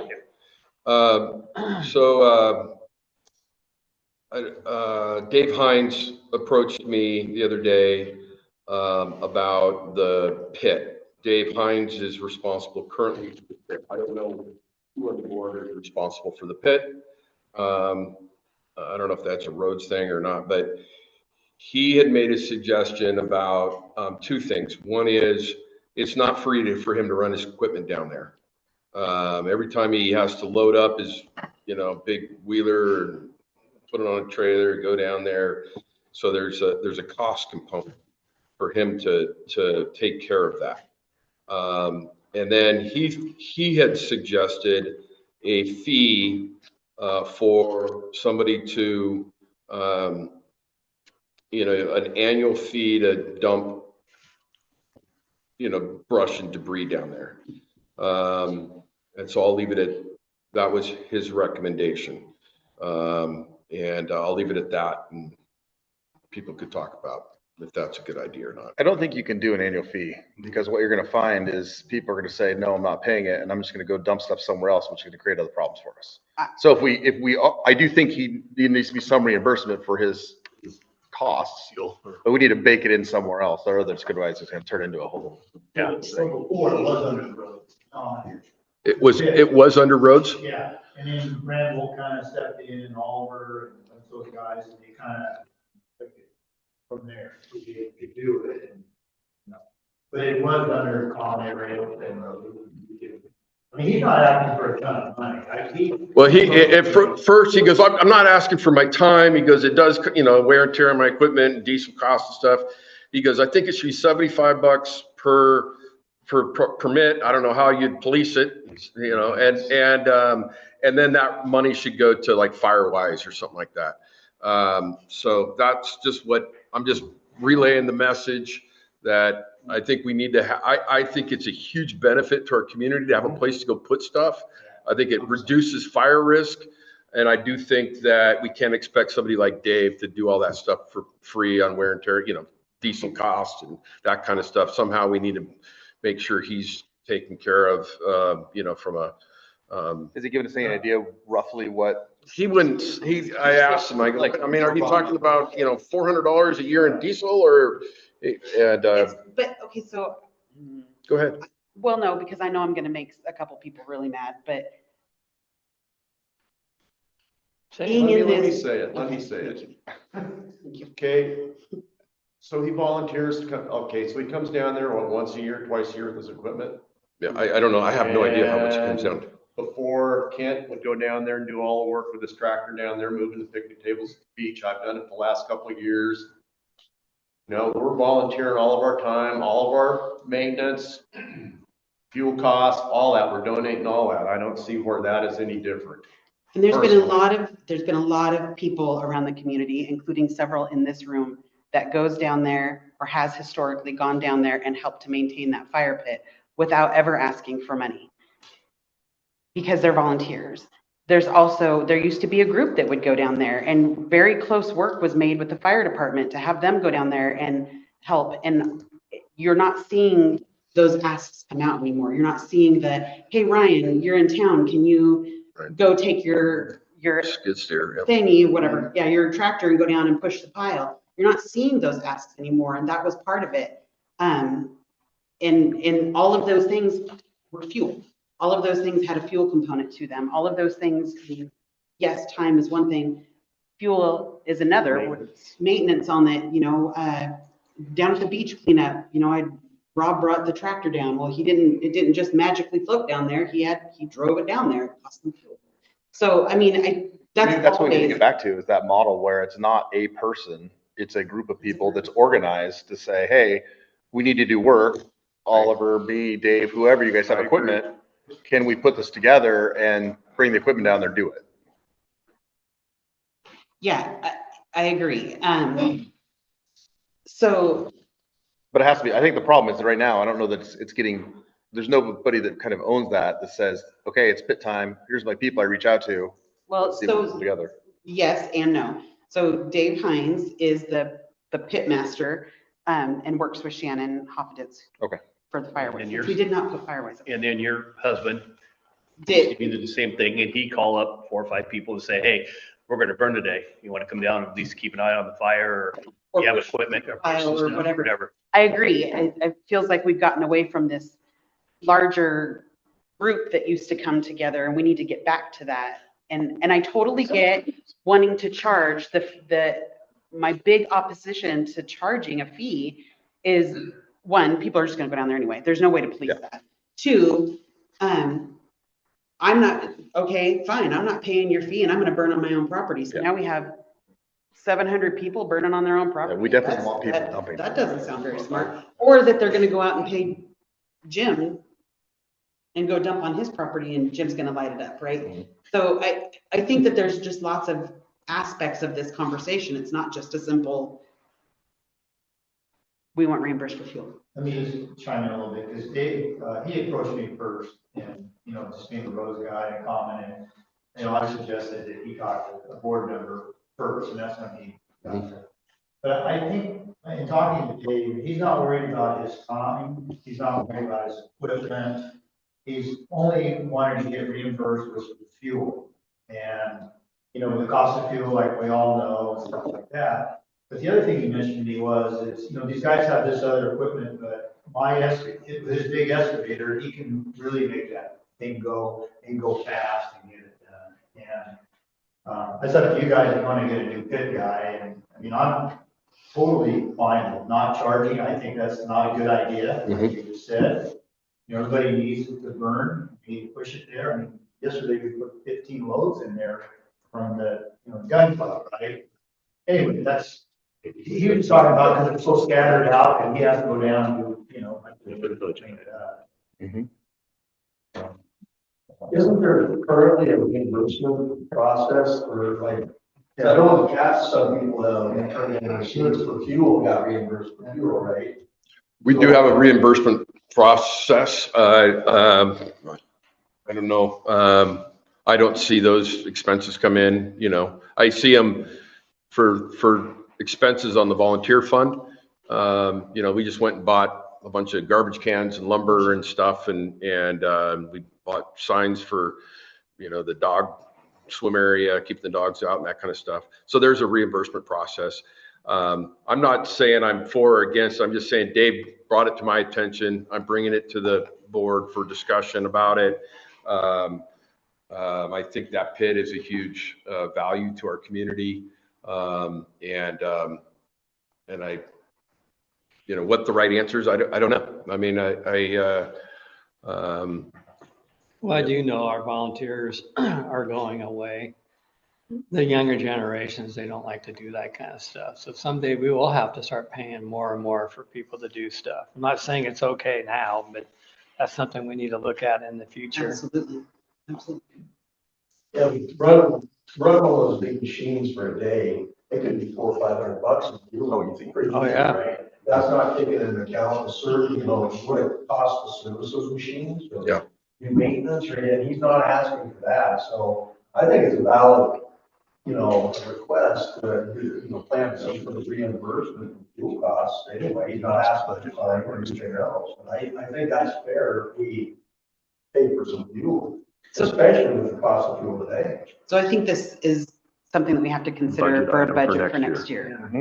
Is that we're, and maybe is asking Dave to give us a general idea of what he spends in that fuel consumption annually to take care of the pit, or get some sort of, general idea. And then we need to consider that budget. I mean, we know that Firewise has a tiny budget. Right.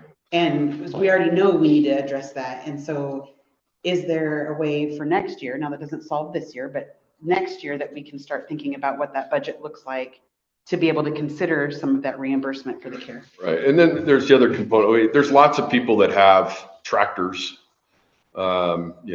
mini skid steers, equipment. Dave he's special in the fact that he's got real big stuff. I mean, he could do stuff that, somebody that has a little John Deere can't do. And whether that's valuable or not, I don't know, but that pit does get big down there, and it's nice to have somebody with big equipment to help organize it and keep it. That knows what they're doing. That knows what they're doing. And I did it with Rich and Ryan, that stuff back in the day. It's a lot of work. And you got liability. You guys know their equipment, they're not really skilled. And something, to me, it's a no-brainer to pay Dave to take care of that. Yeah. Yeah. What's unique about this case? Yeah. What's unique about this is Dave was right. This isn't about me or my time. It's just about, he thought it should be, he was more focused on a charging permit process for landowners. And so maybe there's a way to take care of him or the equipment or whatever. And, but it's nice to have somebody that's responsible for keeping that place clean and organized. And, we've done it with volunteers and a 6-pack of beer and some diesel fuel. I mean, we've done it for many years. How much is the? So, I think we need to check it out, budget.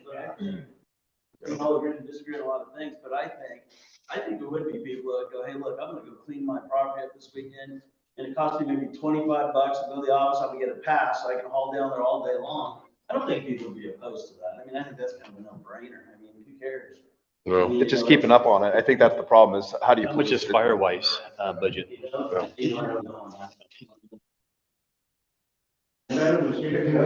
So Steve has a comment and then I have a comment.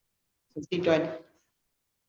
So this is running long just for the fire pit, but it would be easier to charge it like garbage. You know, you pay $5 to get your garbage dumped. When you're doing your fire trimming, tree trimming, you do it by the dump. You have a fee, a small fee. It's going to have to be by honor system, just like the garbage is. So it's going to be a longer discussion for this because we ought to combine it with Firewise and fire department and kind of come up with a better idea. So I didn't want to add to the conversation. I just wanted to kind of bring it to a head. I do have a question, so don't close up before I got a couple of questions down the road or at the end, please. Okay, so mute Steve until the end. That's what I heard. Okay, so where do we want to go with this? We know we need to make a consideration for next year's budget, but that leaves this year's budget, which is money, and we all know we already are fighting to find some money. Can we ask, what does this look like? Are we talking $10 or are we talking $10,000? You know what I mean? Like what is our guesstimation of what this possibly could look like? So we know what the budget is. Well, and is there some of that fire department grant money that might be able to be applied to it as well? Yeah. But I think we have to know what the number is too, roughly. I think I think if I was reading between the lines, I think it's somebody needs to, work with Dave Hines. I don't think he's somebody we want to lose as a volunteer, and maybe work with Dave to come up with some options that we could consider. So that would be Firewise, and since he stepped out of the room, it's even more appropriate that I'm talking about it. That would be Sam. Sam, yeah, because he's over Firewise. yeah, that makes sense. Yeah, just figure it out and I'll teach him to go to the bathroom. Sam, we just gave it to you. Perfect job. Yeah, Perfect, good job. perfect timing. You got to work with Dave and figure out what this is going to cost. What it looks like, what the cost will be. And okay. Any other new business before we give the floor over to Steve? One thing just probably worth having on the back of your minds as I think about when we close the trails. There's a lot of people that have started showing up with e-bikes and riding e-bikes on the trails. All motorized vehicles. What's that? Motorized vehicles. So I think there needs to be clarification. It is. It's already written. E-bikes, okay. I mean, like when we do the signs. Oh, Because I saw a number of people last year on Surons that were in the canyon. but they're motorized. They're still got a motor. Yeah, but they don't think of it. Yeah, but they don't think they know. I know, We but didn't we have could, signs to say that's a that, good thing. Yeah. I think of that way, but Yeah, I don't think they're like, oh, it's electric. There's no risk. yeah, matter of fact, they probably got more risk. Their batteries. Okay. So All right. that's a good distinction too. We'll bring that up on the rule. Thank you. Any others before I go to Steve? All right, Steve. Thank you. The monthly meeting is now changed to Wednesdays at 6 p.m. Correct. Correct. And what week? We were doing third Sunday of every month. What Third Wednesday. third Wednesday? Okay. I need to know that so that I can get the budget for everybody. All right. And Kyle, let's get together for visiting the budget so we can bring it to the board. And is that this Wednesday that we're going to come back and talk about the paving and the budget? Or is that Yes. this coming Yeah, Wednesday? we're meeting this week. Okay, what time? We're gonna do it via email. Say that again. We're gonna do it via email. Via email? Okay. Yes, Um, we had to turn the heater on. It's frigid in here. okay. So you're just doing the vote by, how are we going to communicate the answers then? All by email? Yes. Okay. Might be easier by Zoom, but okay. Well, you guys already approved it based on the contingent. That's what that motion was. You already Yeah. approved it as long as everything stays the same. Yeah, as long as everything checks out, I don't think there's anything we really need to do. It's only if something shows up that comes back is 2x, that's correct, to a quote. And it's And like, he's whoa, not gonna let us pay in and the June. terms aren't gonna work out. Okay. So you don't need to know the budget. You don't need to know the budget. Is that what you're saying? What's that? You don't need to know what the budget is going to be standing at this Wednesday. No. No. Okay. All right. Anything else? Kyle, we'll still talk later. How's that? Love to. Perfect.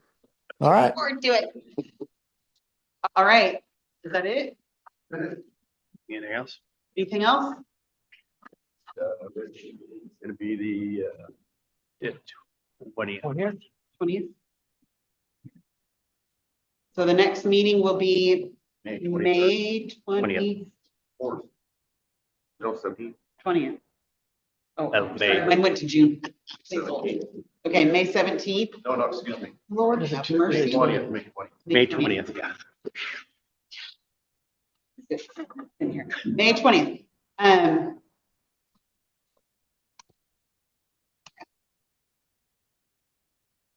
Motion to adjourn. Do it. I motion to adjourn. Second. Sam? Yes. Kyle? Yes. Mike? Yes. Steve? Yes. Yes. Yes. Awesome. All right. Get the heck out of here. Thank you guys. See you later. Now we have, you get here, warm up now. I get to go home and drive to Albany. I get to go home and. Or take your water, Hey, and take your bag. When you go by, if you go by my house, get a picture of those trash cans. They're in there. Yeah, they're in the. I got them all loaded in my trailer. What are you gonna